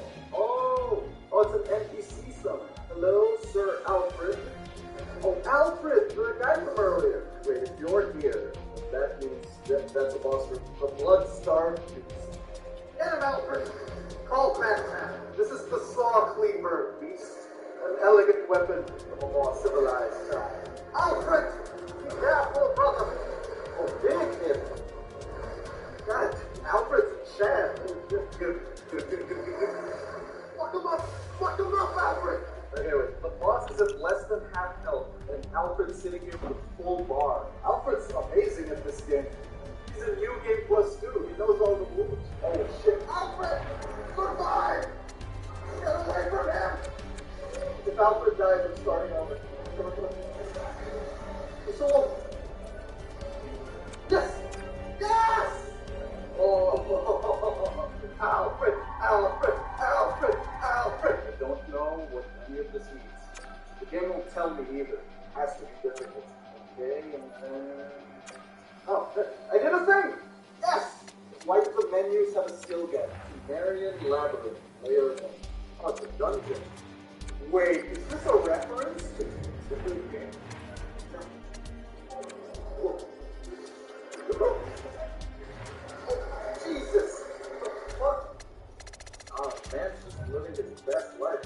Oh, it's beautiful. What about the cathedral? I wonder how much of this can be explored. It's views like this that make me realize how I'm still just at the beginning. Less beautiful. That's the platforming here. Souls game platforming. Slowly. Go. Drop down here. Now what? If I drop down there, I'm dead. There's a thin piece of wood here. If I land on it right, it's... These games aren't built for platforming. I don't know why the fuck they insist on it. Thank God. Okay. Oh. Hey, big guy. I'm getting real low. Always gonna make that real big. Oh, great! Now it's again. Oh, yeah, hey. What a third guy is. That's how I'm having fun. Ooh, get out of here. Not that good.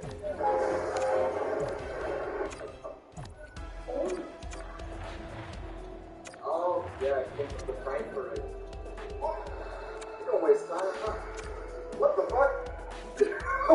Wait, one hit did that much? I swear to you, I'm not cheating. I don't know what happened. Goodbye, you see. The dungeon boss is dead. You know what it is? It's the soft lever. Stupid. Wait, what?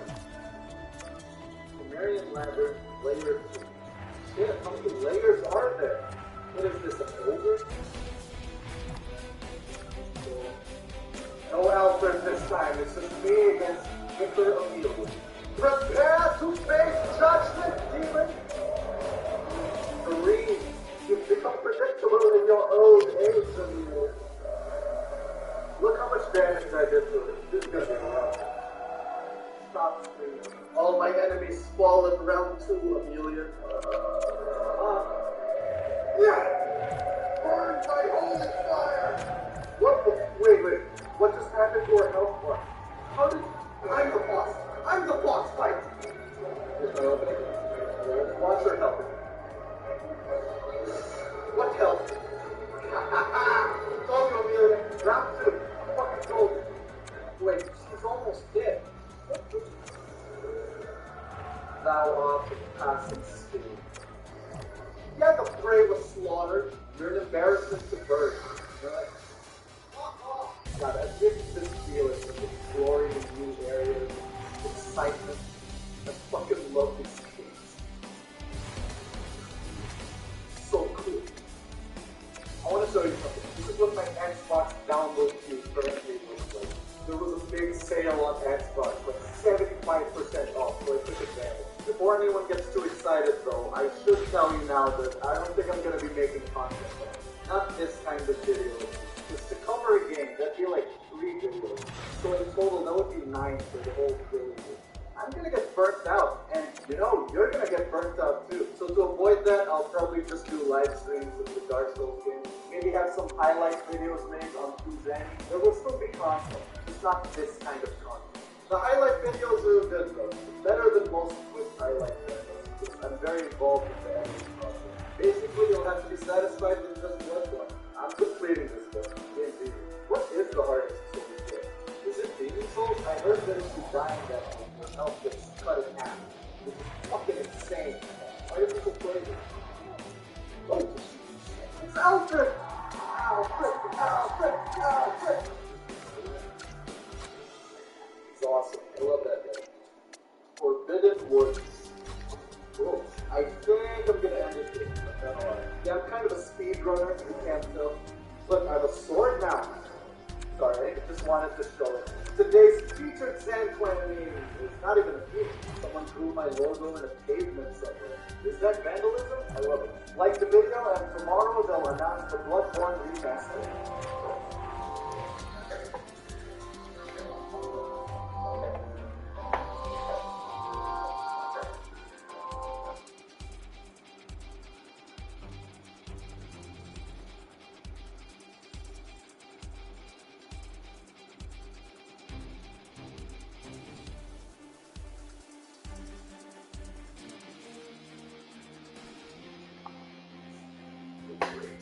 so about this, that's what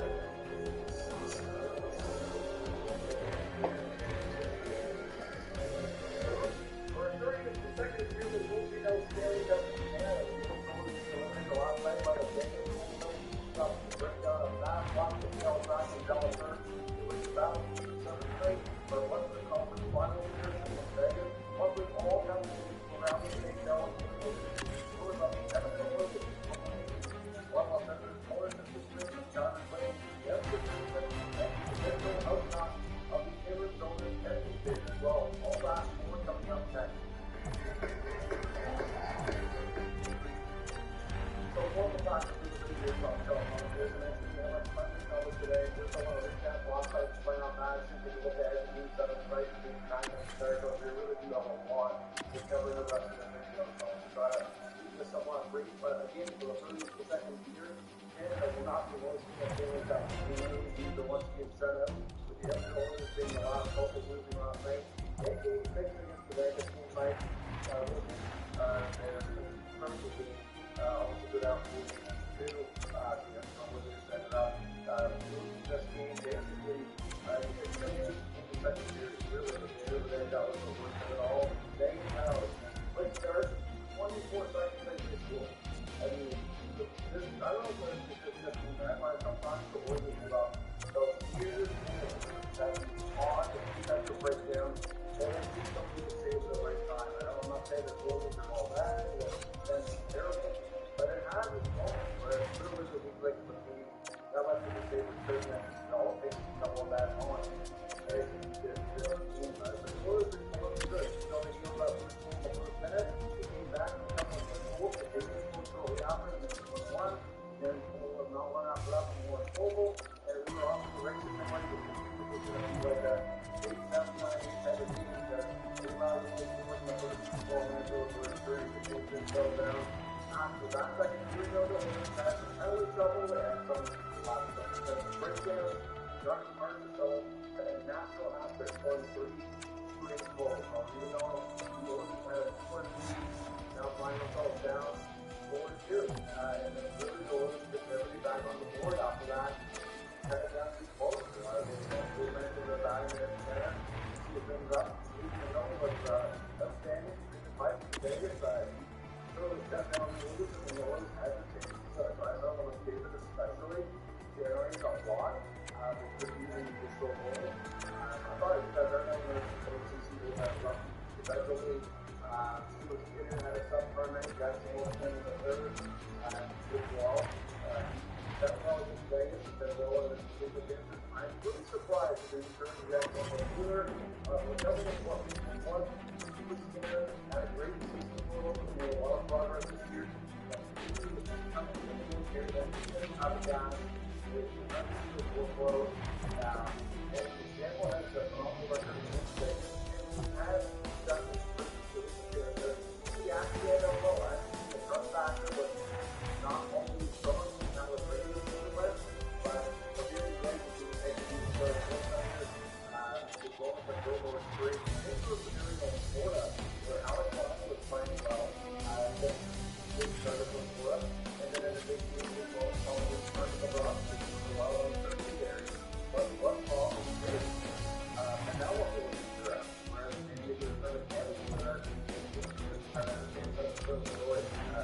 Instead of now go back and play off what is, but if I was both, I think I would have tried to be honest, but I guess you do really the work of stuff that they make it on with your team moments, but you know, I don't know, that's not the big contract, you know,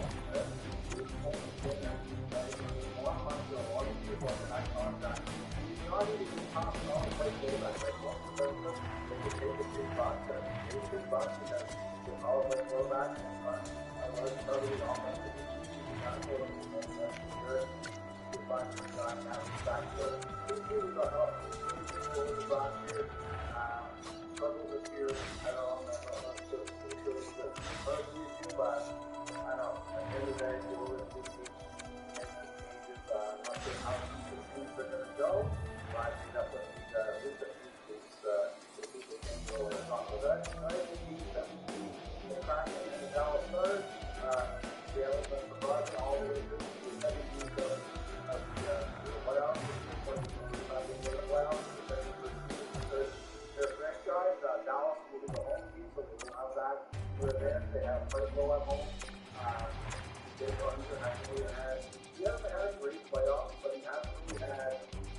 really bad performances.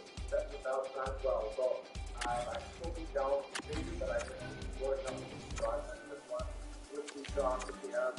And starting to Vegas and and the ones that come from Wild, which I don't think anybody would have predicted at the beginning of the season. The Vegas, well, they've only done a 130.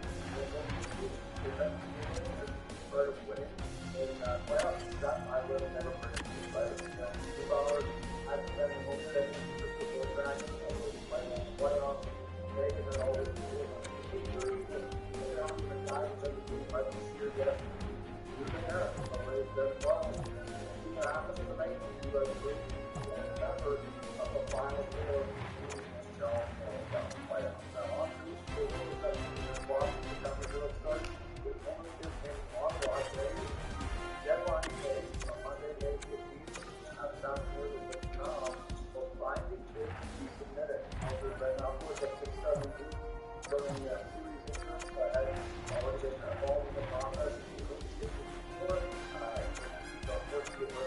Back that over the last right Reynolds and license out. We haven't heard this still active to that going on. Rick, you're not going to be able to run CSN and confirming that there are that were unknown if they were placing a bid or not. At least the three that were all very cautious, very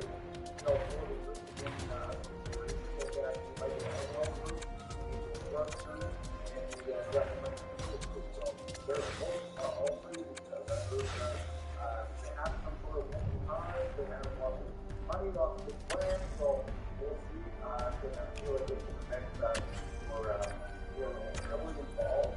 The Oilers are Sacramento, Minnesota plays as well. All these stuff. Not really known as a great owner. So I don't know. Obviously, don't really get into like the bid at all. But we'll see what happens. We're supposed to have some more clarity and information on this in the next few days. Much on and forward. They were giving bids and said, okay, you're the highest bidder, you're the preferred. You have a exclusive amount of closing sales. Although it takes too long, because there's been some answers given to the data to the fan base. And Calvary, and like Jacob's good, we'll see what happens with and the GM and the president on the loan. So these signs are good person. Lots of talk about internal candidates on tech online being in the mix. What we have everything, a lot of external candidates, so no Springfield Valley, maybe no but it's really cheap to be sounds like before.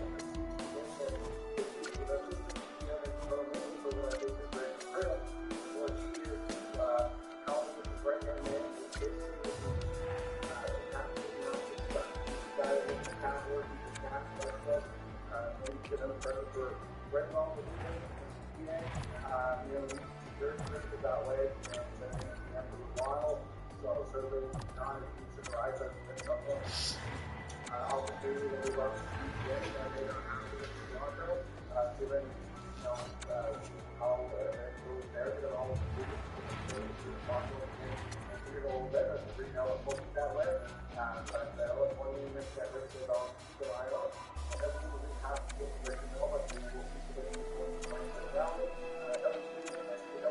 Podcast for contact real estate. Next is Sean Brooks, potential candidate, and also next is William Mark Thursday as well. So there's lots of injuries to go out there. Stuff that we will after this series and interesting. So how we look at it, I think there's $53 first, so still one runner here, but we'll see what happens. So we want to take the time, we don't want to take too long. Right now, the other thing is from the weekend, Arizona, Freeman also discussed this on the First podcast today. Talked about how last morning as well, when they were talking that you do some awesome goals, and then up there, they're not flat. There is not just several other areas in the election, there is a little bit of goals that winners come up with.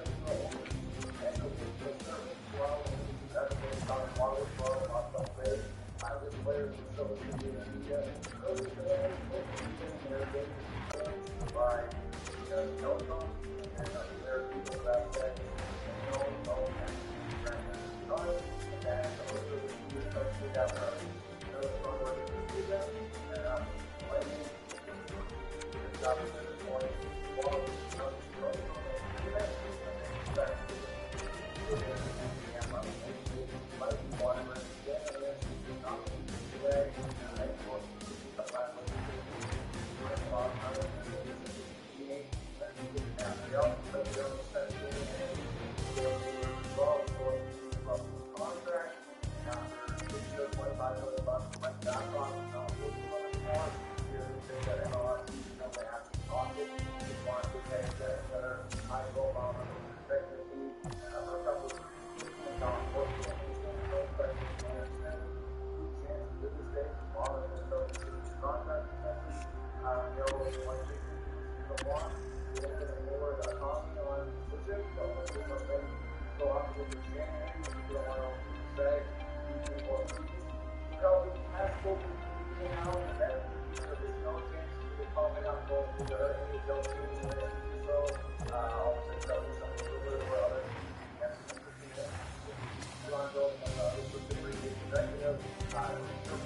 but past season, and just like past season, they want to see the next one.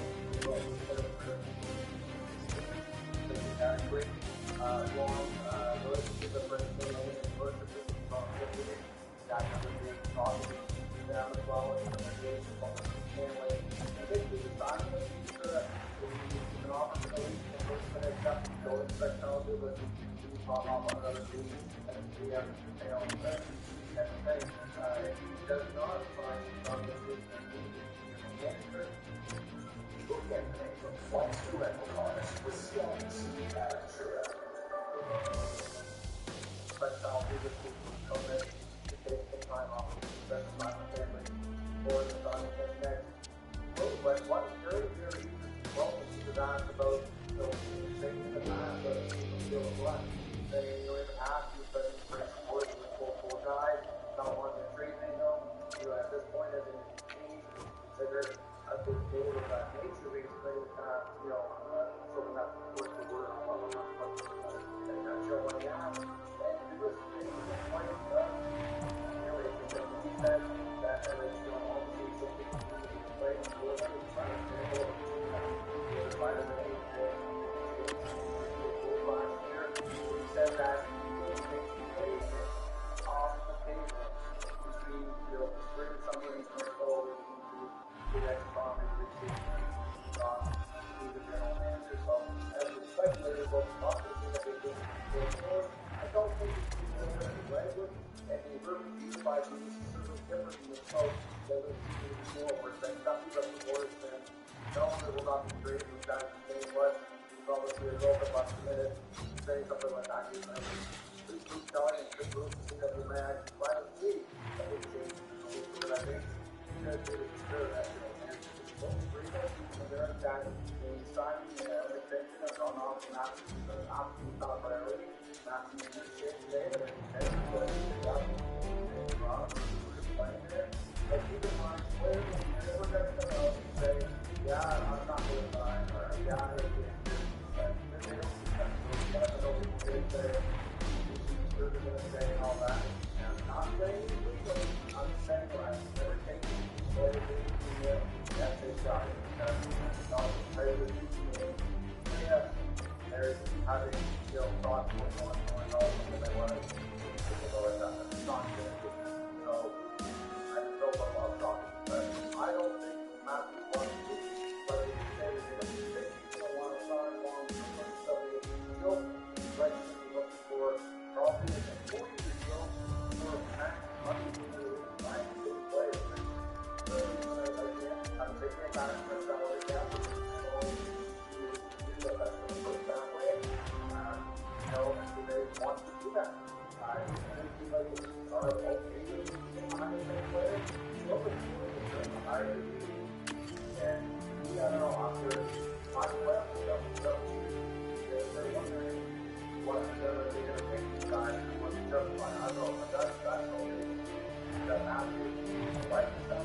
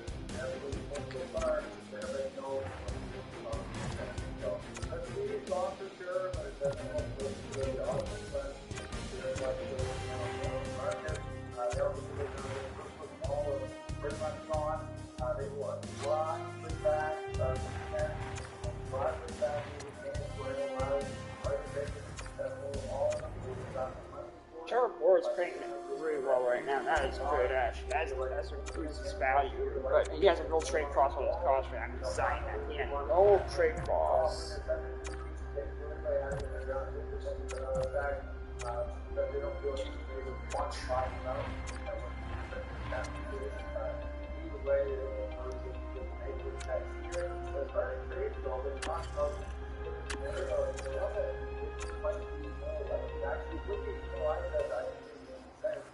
thought maybe they would like these ways they so they really want to take people to work, really want to see warriors doing football.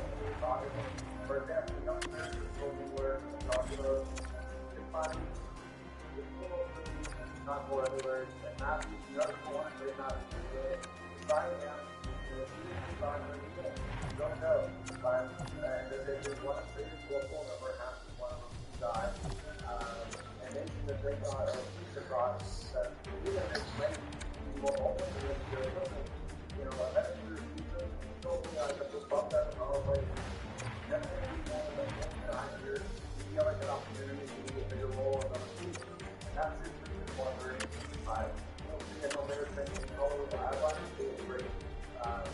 When you walk right over many calls a year, so then you can go back, but quickly then we're and I put it in all the things I got to do to build.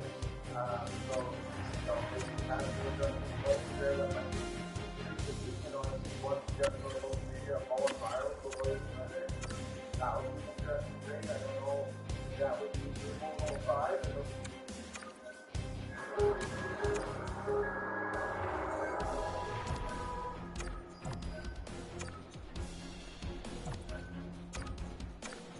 Maybe that one policy place to really fire, but at the same time, like, good guy is good guy, I don't know, but we made it really good, and certain thought, I don't know the loss of it, I don't know, when we went to the college play is still a decent as well. I'm not sure if one else over but the play, you have some players that are on expiring deals, like that might be good. Like the line football, is that I play Hampton, and like players like that, but they may or may not want to move, or they may not want to stay for the company. So, I don't know. It's a great energy. However, it's all real. There's a couple of people that there'll be tons of options for sure. So, hopefully, at the end of the day, we'll be raised on the exit.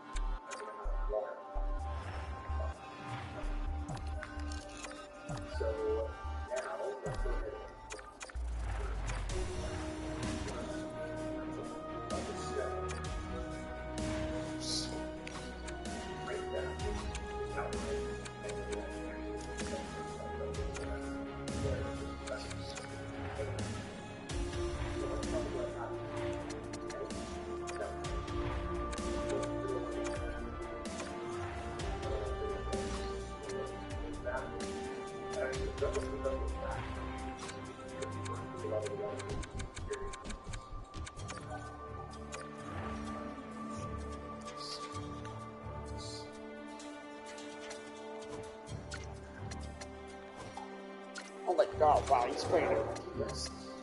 How's this guy doing? Oh yeah, he's playing real well too. Nice, for both of the stat row.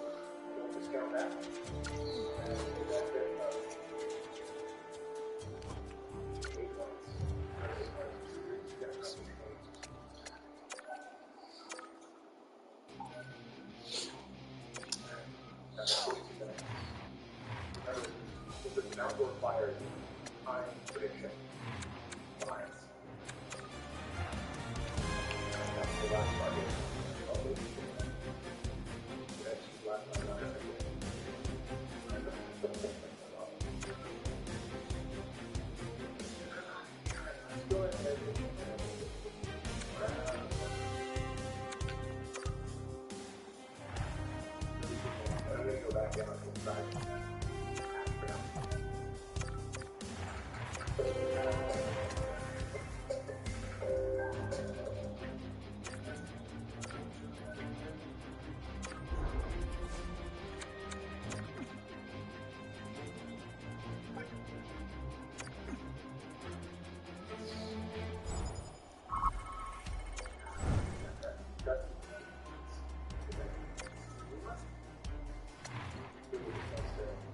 Ember here, that's good.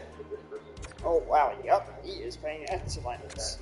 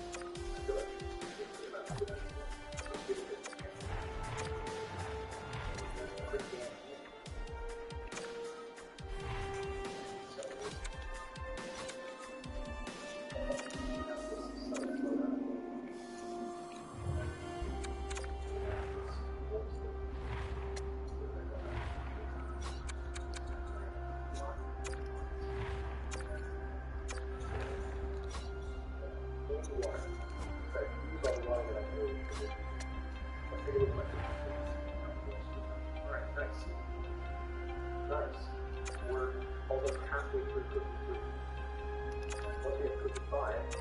Screw you if that's what they're saying. Do what you want.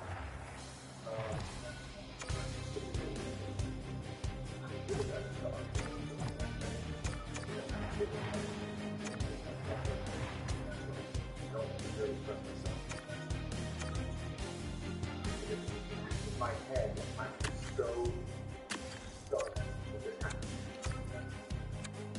And I don't entirely believe that. I'm waiting for someone to give me.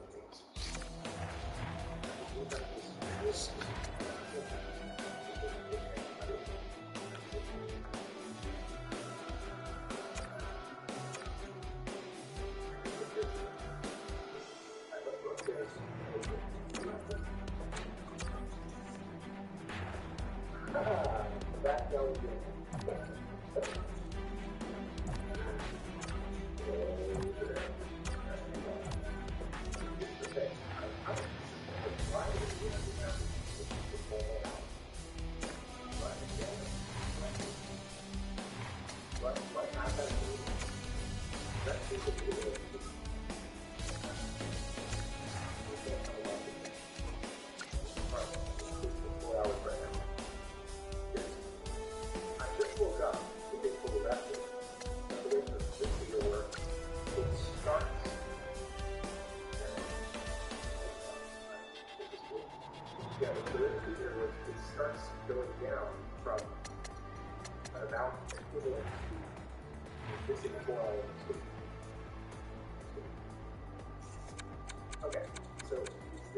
Yeah, me Ryder is not coming back at all. How is he playing anyway? Yeah, he's not playing great at all. Trying to find a better left-hander who's just like second line with him. That line that he's sick.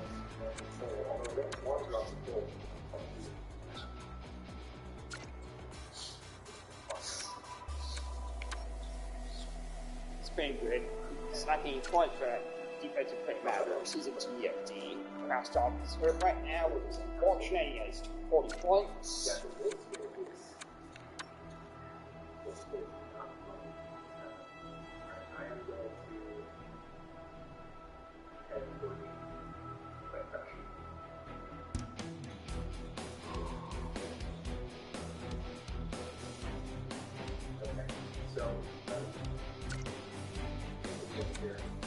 The new signs of Joel, I've been playing on the third line for 3 more years. After work. How's he playing? He's playing actually not that bad. He's playing not bad at all. He's plus. That's good.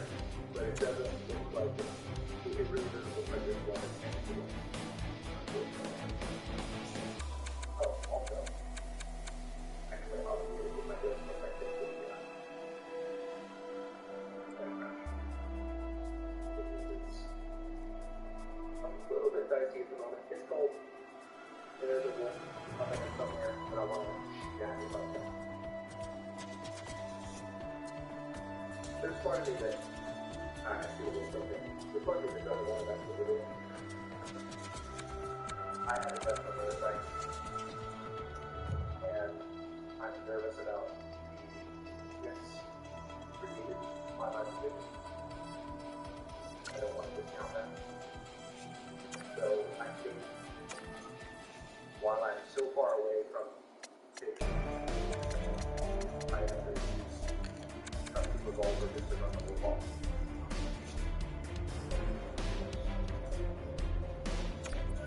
The other side, Cavalier, to try to get track. I don't have a lot of practice with them. Arch weapons that I talked about in that, something that a lot of person do. So I don't have something lack of practice with it doing something like it. But it's just getting more speed. I primarily do it.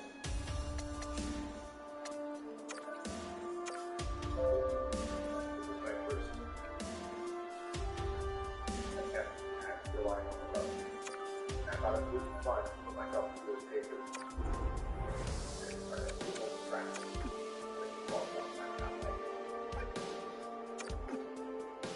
I think now something. before about the offense, and you both split the defense here. Well, you're going to be fired by the end of next season anyway, buddy, so I'm not really complaining about that.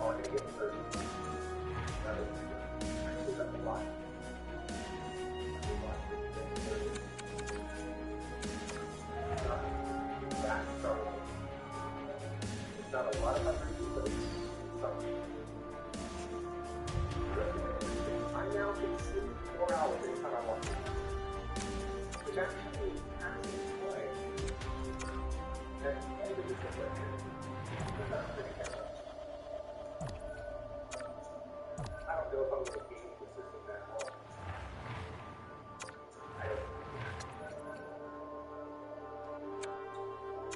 At the very least, I try to do it. Yeah, Riddle's very awesome.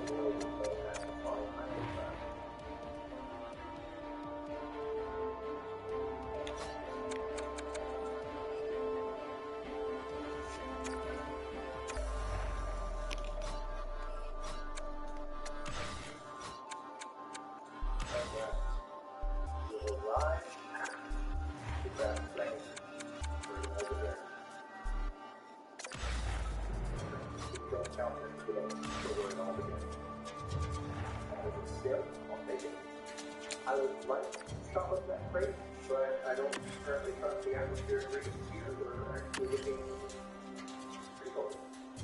Lots of facilities just laying around. I am concerned about that temperature. Yep. Oh, we're good. I got it.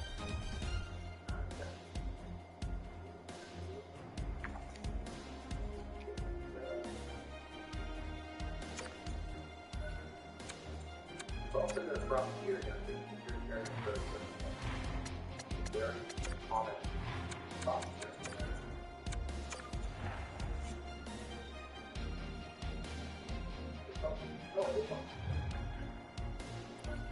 The wrong thing I was about to say, I kept on writing about the roads, but I kept, now I'm going back to the refugees.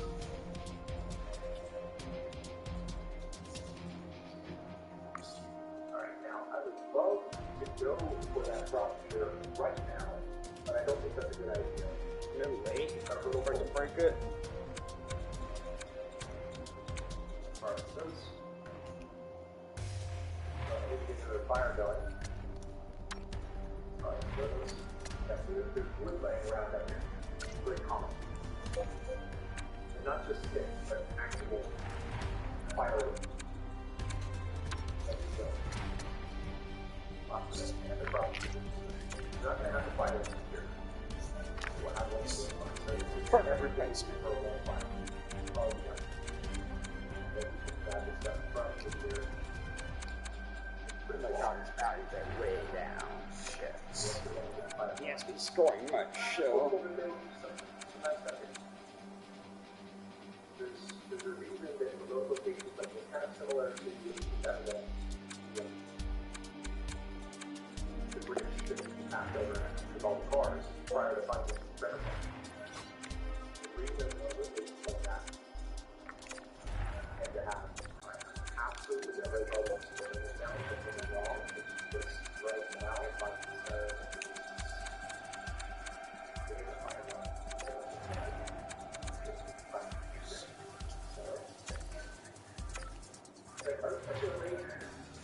still no fire strikers.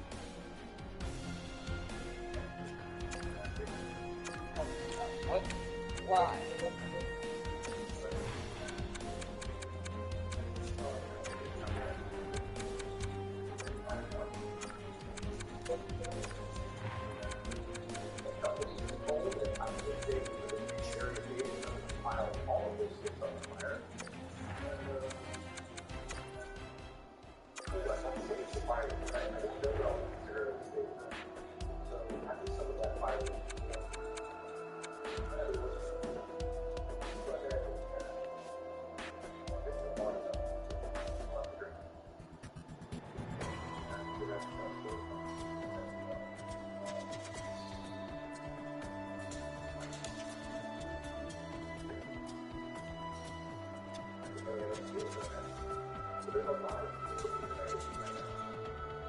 Specifically with working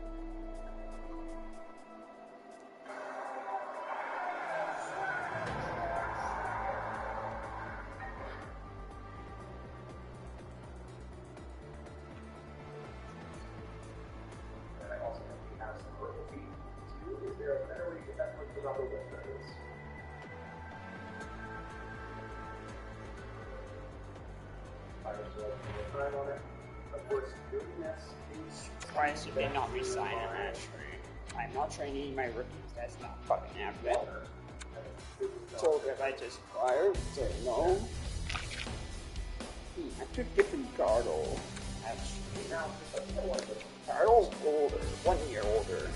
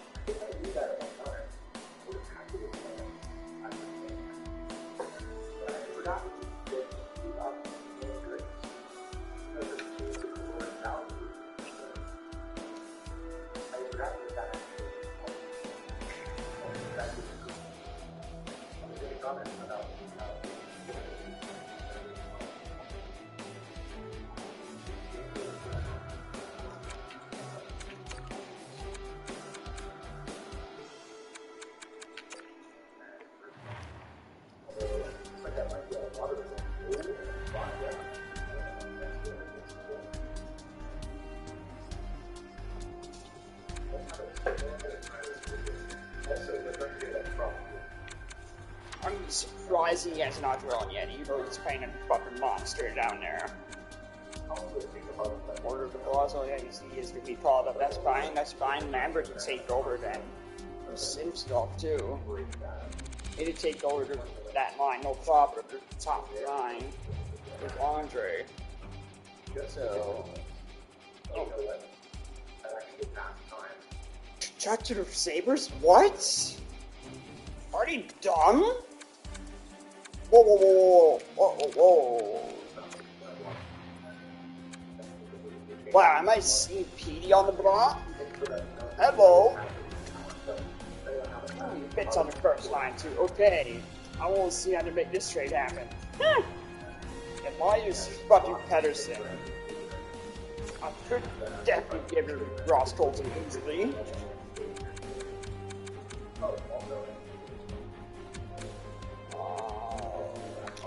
I'd definitely give him Hardy, for sure. That go through. No, fuck.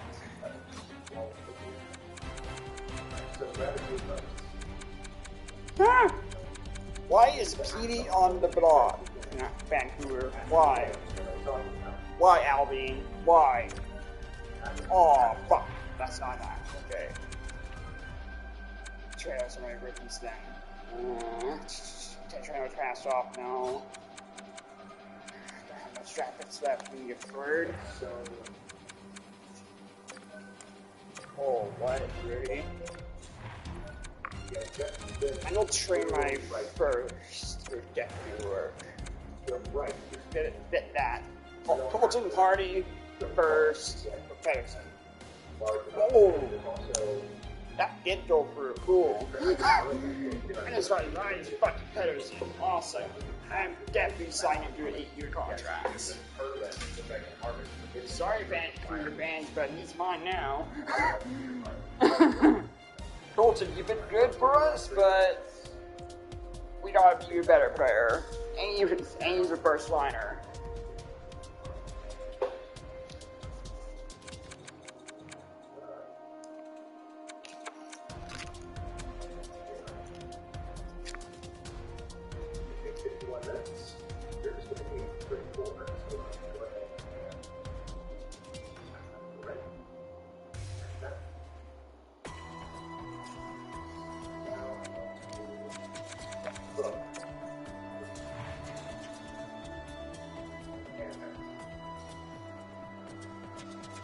Shaking up the team a bit. Not much, but it's enough. I can't be all while trade for Brady to Buffalo. That seems to be nasty. Ooh, they got nobody from the Sharks. Oh, wow. Seattle is not a bit younger. Oh, they got from Ottawa to Edmonton too. Shit. Okay. They're pushing for a playoff spot probably. So that's 9 hours, which of course, again, that's a lie. You have more than 9 hours.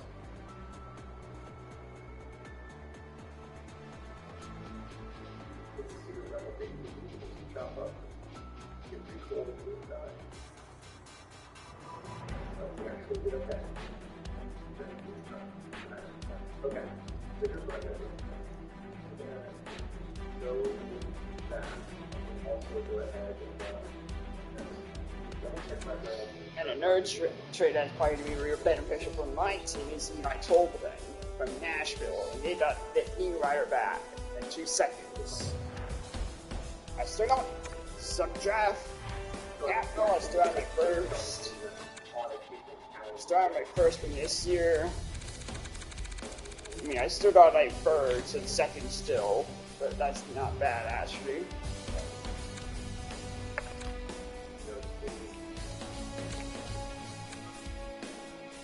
Still got those strong on the block. I don't need him though. I don't.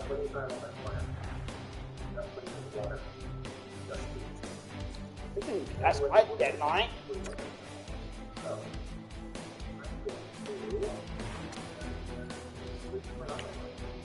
Oh wow, Detroit, why are you down?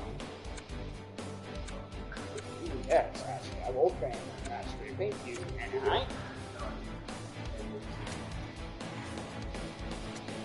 Whoa, yep, this whole line has changed. Shit. I want more back up here. Dang. That. Tolbert, set the back shore. Gomi, you go here. 4 hours on the fire. So much. I can actually see the same thing on screen. So we're watching.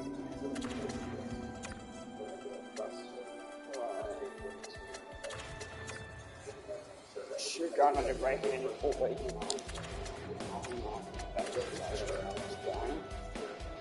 And when Krasov comes back from injury, he'll be playing on the top line with Moore Pedersen. Tolbert will play with Frost and Kasha. Start heading back towards the topper. And while we're here on this side of things, we start talking about that direction. Is that I know if my can't go well, also connect with other very will help carry more without having to actually go into it. And I like to go, I can go over if I wanted to. So they're definitely. First would be Sidor's extension that I just signed as well. It's been a real valuable asset on the third pairing. I'm happy. Thanks for watching.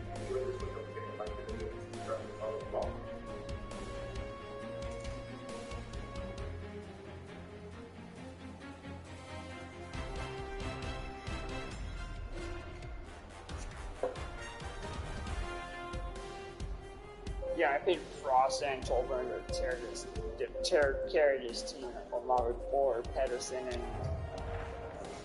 Buying a home looks a little different today. Bring home up to $1 million travel points with new eligible HSBC mortgage. But Plus, now. as low as mortgage rates.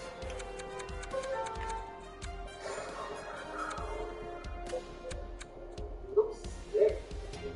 He is actually really sick. Okay, baby.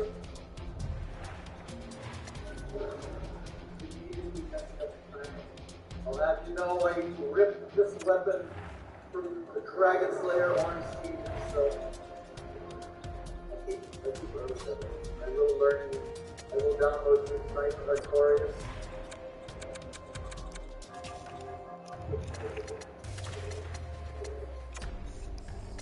It's like you take a break to drink with your blood. Right. Stay back. He's reading my input! He's got lion's claw! Now I drink. It's impossible. You're not allowed to heal! You're not allowed to heal! Wait a minute. I have been busy. I have a Dragon Slayer Fear plus 5, Black Knight Health Kit plus 12 base, watching full, Titanite Demon and Lost Island. That guy is my favorite. If I heal, good attack. He knows I'm streaming. He doesn't want to get caught cheating if I did attack. I got this. There we go. These guys are now all good, all set for Call of the Cup run. I think we're going to get Call of the Cup anyway because this is one of these fucking teams down here. Drink. Oh, fuck, here we go again. No. As far as Dutch just one run back, you know another run back that I but he steadied him. How many years is that? I really didn't think it was that 1, 2, 3, 4. 4-year extension. That's not bad, actually. Truth be told. 4-year extension for this guy? We're gonna hit him twice. I'm reading. I will whip out the Black Knight Gauntlet if you don't stop reading. I will cheat. If you don't stop cheating, I'm gonna cheat back at Corey.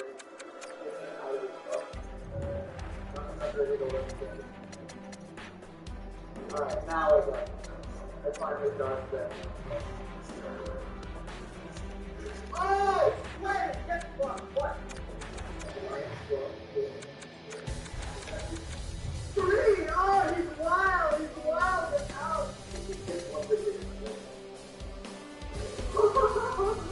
Alright, good fighter. Good fight. Out of 10.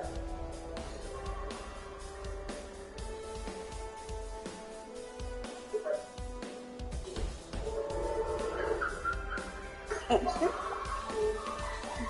was already celebrating. I hear no tale. This video is sponsored by Project Orochi. I will use the ad money to buy Bloodborne on pizza only. Project Orochi makes clothes, pizza. A lot of their designs are inspired by video games. That's a big ass win. Orochi has been one of my most consistent sponsors, and it's still the best received. And you can see why. The designs are sick. Look at this. They made one of Raya with carriers. Here we have marriage. This is beautiful. These are part of their Season 11 collection. It's the newest one. Dark Moon hoodies. Those are honest.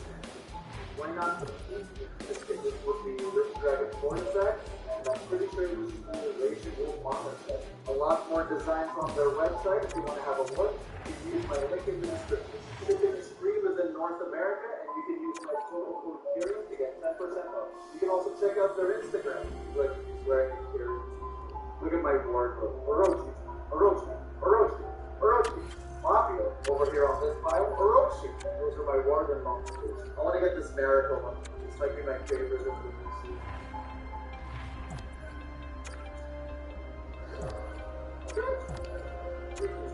Ooh, I need to check my power play after this game. Even we've run already, but still, I need to check. You're gonna make me take off my armor. So like the fast one. That sounded really bad. After you now I ripped out the house.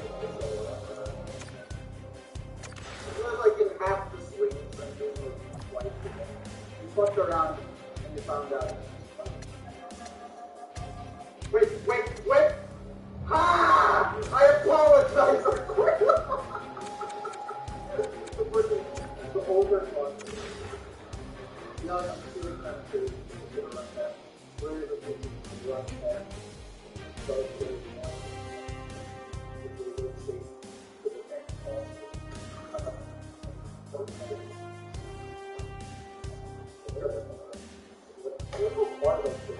Where? He crossed like state lines to follow me down here. What are you laughing at? This fucking thing. The narrow doorway technique don't miss.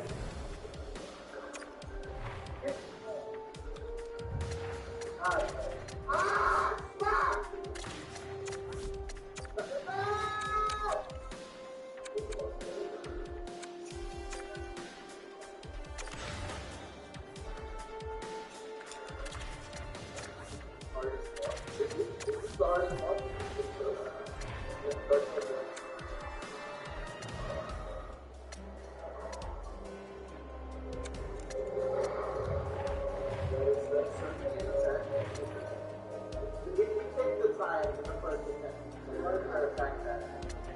I sure hope there's no legs in this. What the fuck?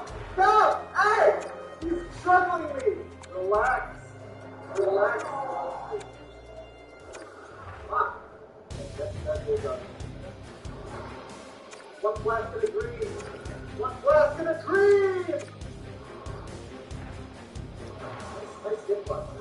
I don't think I'm gonna lock it.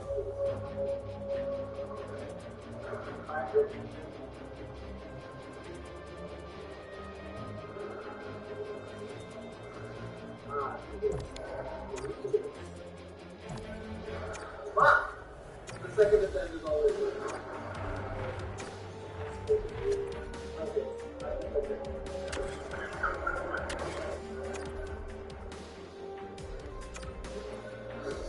Oh, fuck!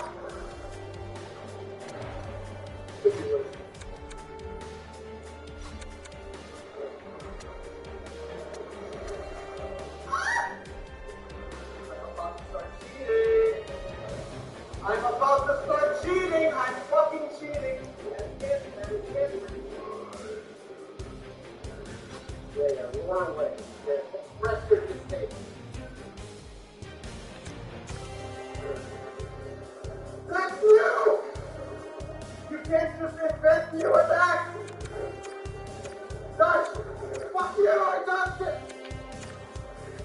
Ah!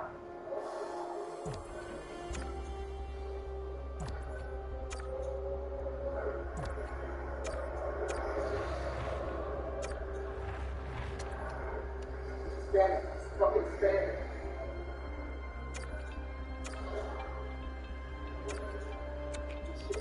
You should have died. I had to cheat. You forced my hand. Oh, I know it too.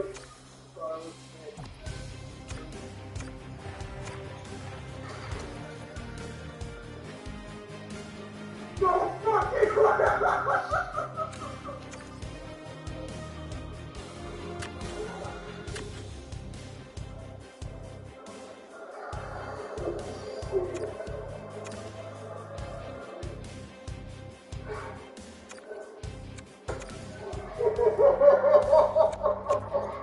absolute sand.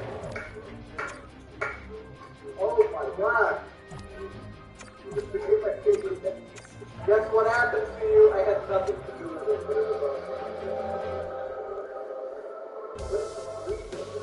Fire. This is the Dragon Slayer spear, fella. I'll have you know I'm using my weakest weapon. You're not good at this thing. The dragon can fly. Oh.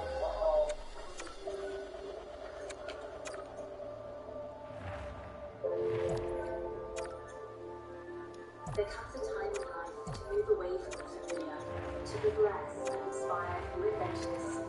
Step forward with the all-new and way easy. Here, it's fun. Fuck, look at it.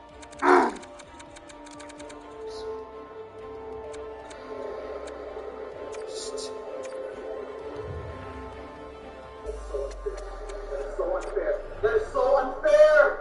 Don't make me cheat! Don't make me cheat, Dragon! It's Aragon. It's not the Aragon. It's Saphir. Aragon's not the dragon. Aragon's the guy riding the dragon. And Saphir is blue. The dragon is black. If anything, it's more like the... What's the name of Galvatore? The dragon?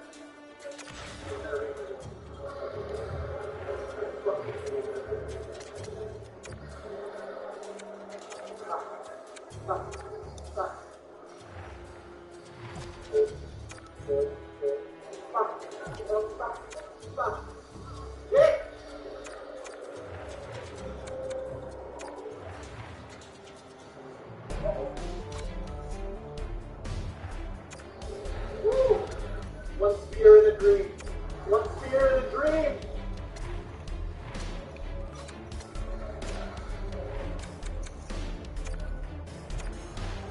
So I thought, yeah.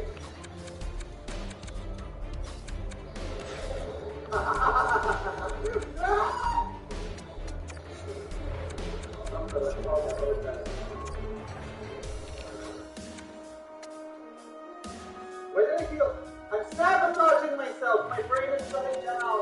I press X instead of A. It's over. There's always one boss that sends people cancel to fly. Look what I'm holding, Dragon.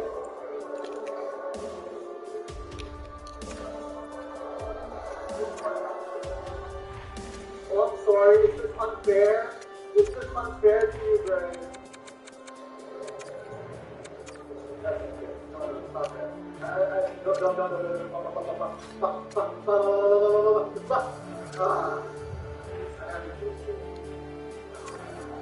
I have your moveset and I have the knowledge.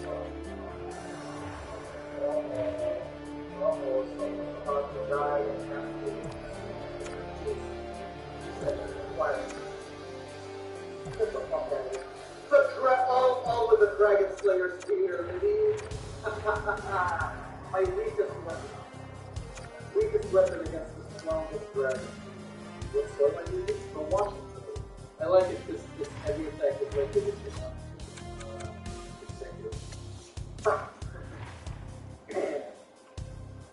Let's see it out here dying to the night. Okay.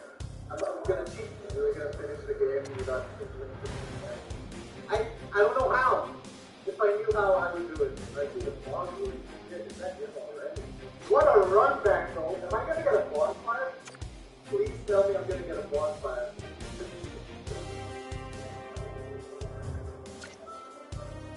No cutscene? What the hell? Hey! Relax!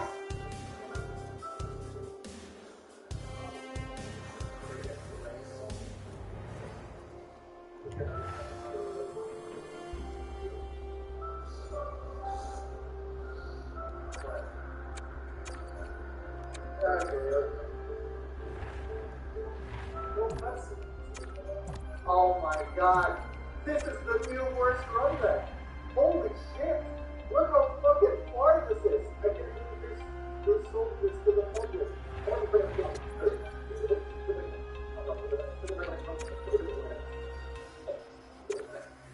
Lauren, for real.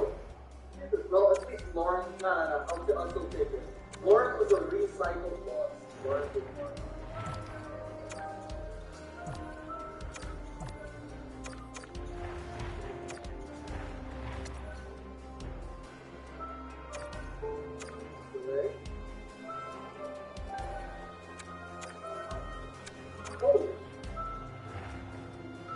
Here we go again. I can't. I'm gonna start trying to get it.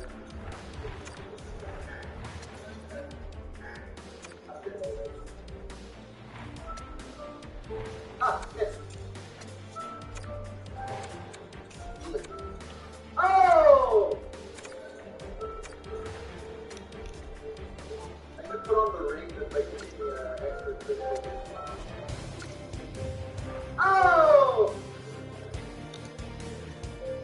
fucking fuck!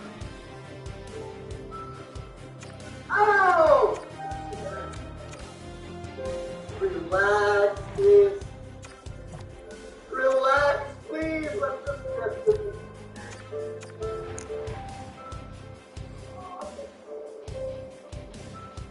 We just have to fight to keep trying to get ah! Get fucked! You ran out of stamina. Get the back up. Okay. Get the fuck out of here, Quinn! You do your own run back. I'll wait here for you. I'll wait right here for you. You do the run back. Son of a bitch. Go back to the Lord Fest. I'll stay right here and wait for you. Fine. Like, fuck you. Just barely. We're just gonna light the flame now. Think about you made the fire.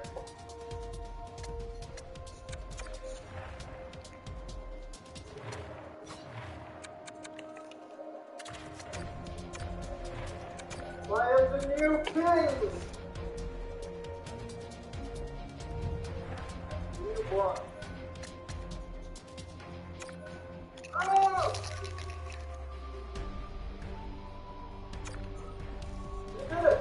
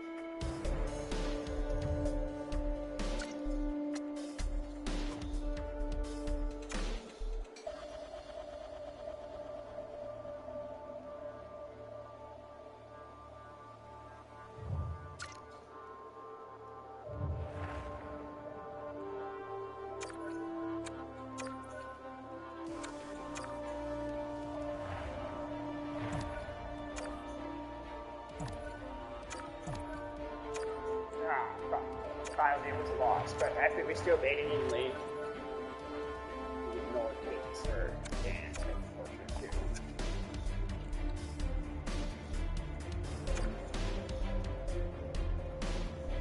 We are in the playoffs for the first year. Let's go!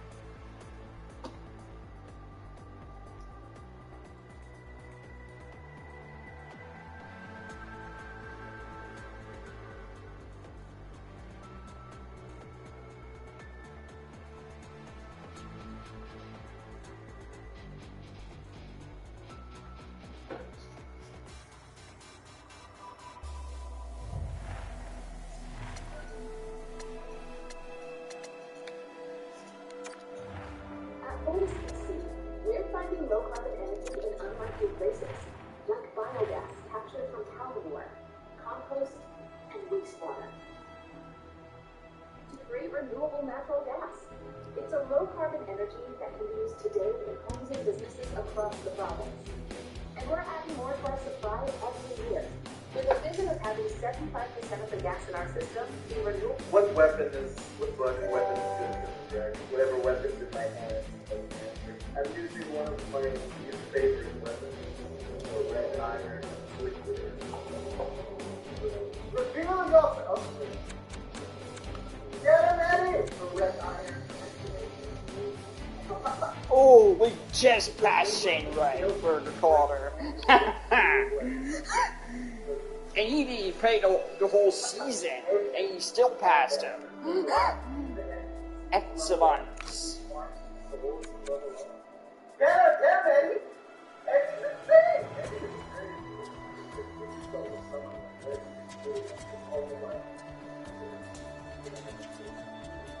Ah! What? Oh, I get it. Solar is the first thing.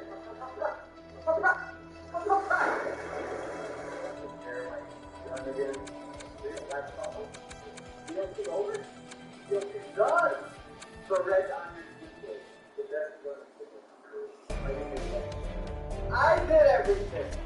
Eddie, no. We are now the boss. Got the trip. I got the trip.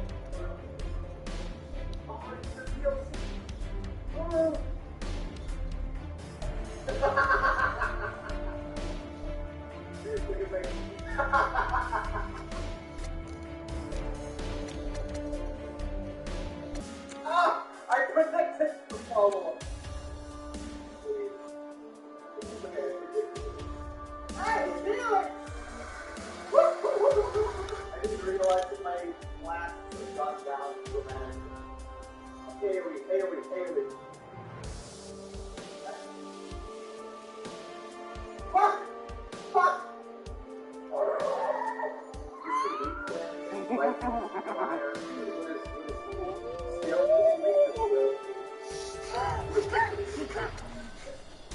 Not so fast! Oh, it's cold.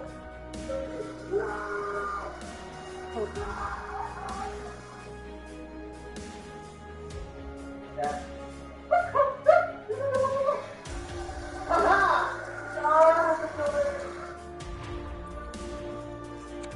Life! I have life! You what?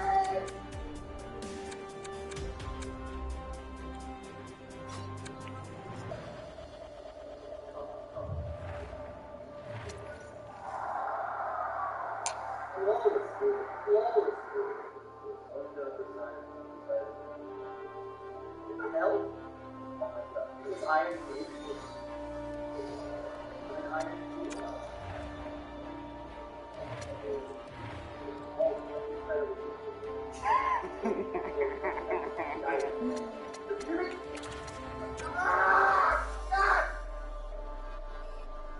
What? Stop! I'm trying to what? Why is there an army? Why is there an army going? Hey, you know what? I did the blue smelter.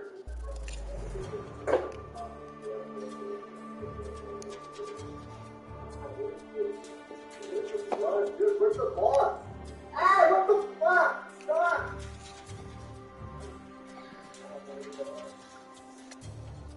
Good guys. Yes. Ah.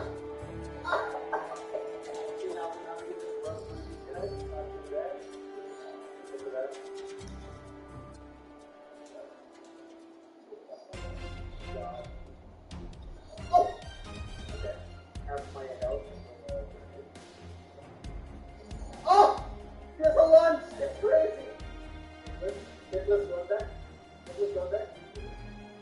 First, settle down. Let's go back. Please! Please! Please! Why is he back?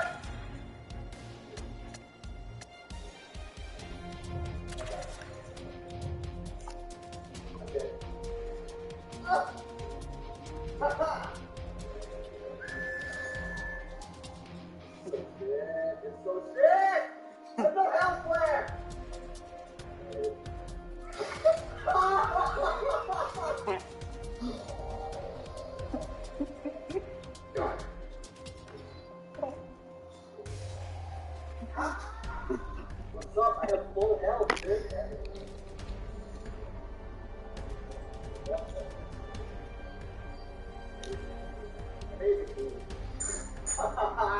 What was that? Did you see that? The timing of that. What is it? Oh my god, I'm dead. I'm scared to death. Learn, analyze.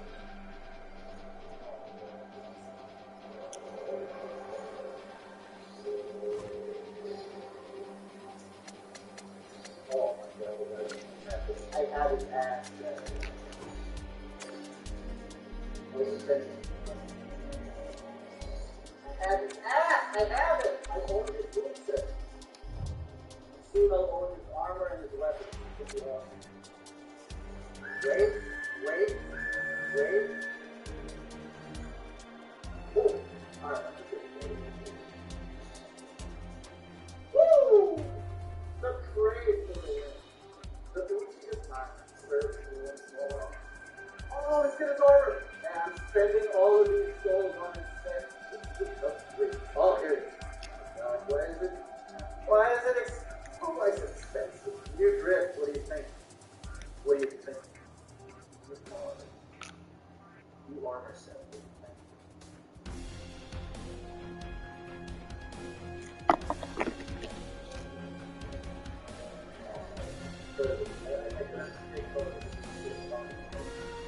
What? That was a dude?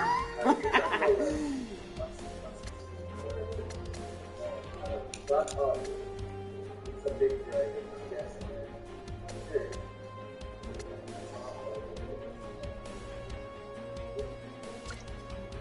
It's an invisible fucking dragon that won't come through.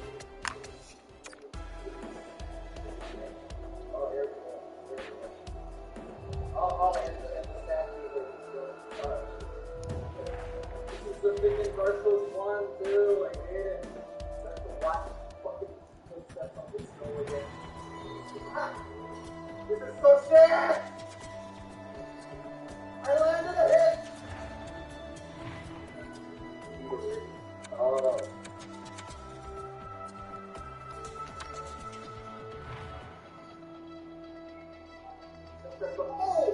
Just one more.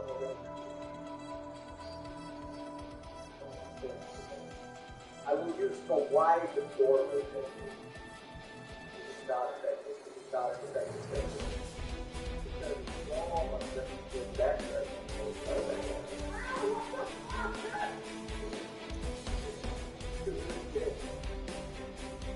Beware your step. I got trained by the enemy. I used to them to watch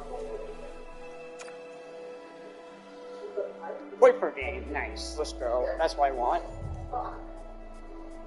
I'm expecting to get like Prairie Goals next year, though, for sure. Trevor is captain, and he's just staying captain. I did not realize I'm practicing my weakness already.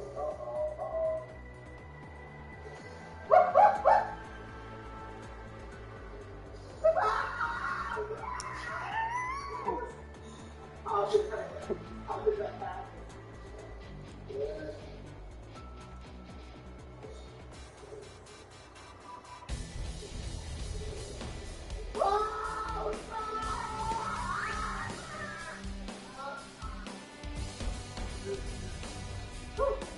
Dad, don't laugh. The job is hard. Start fighting. You can't go down now. You can't go down now. You have to stay up there. You want to get your power, get your strength. Oh! Fine, Lee. You're doing great. I don't know when this combo ends. When does the combo end? Bruh! Who gets the gigantic pet tiger in the first place? I could probably trade you Johnson and Kasha might stay.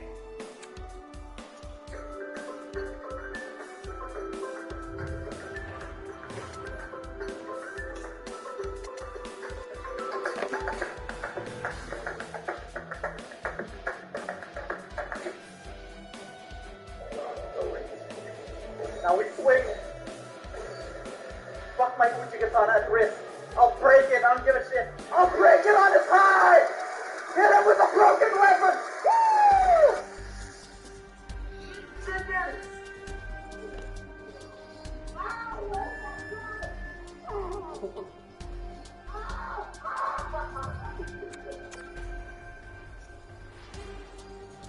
Woo!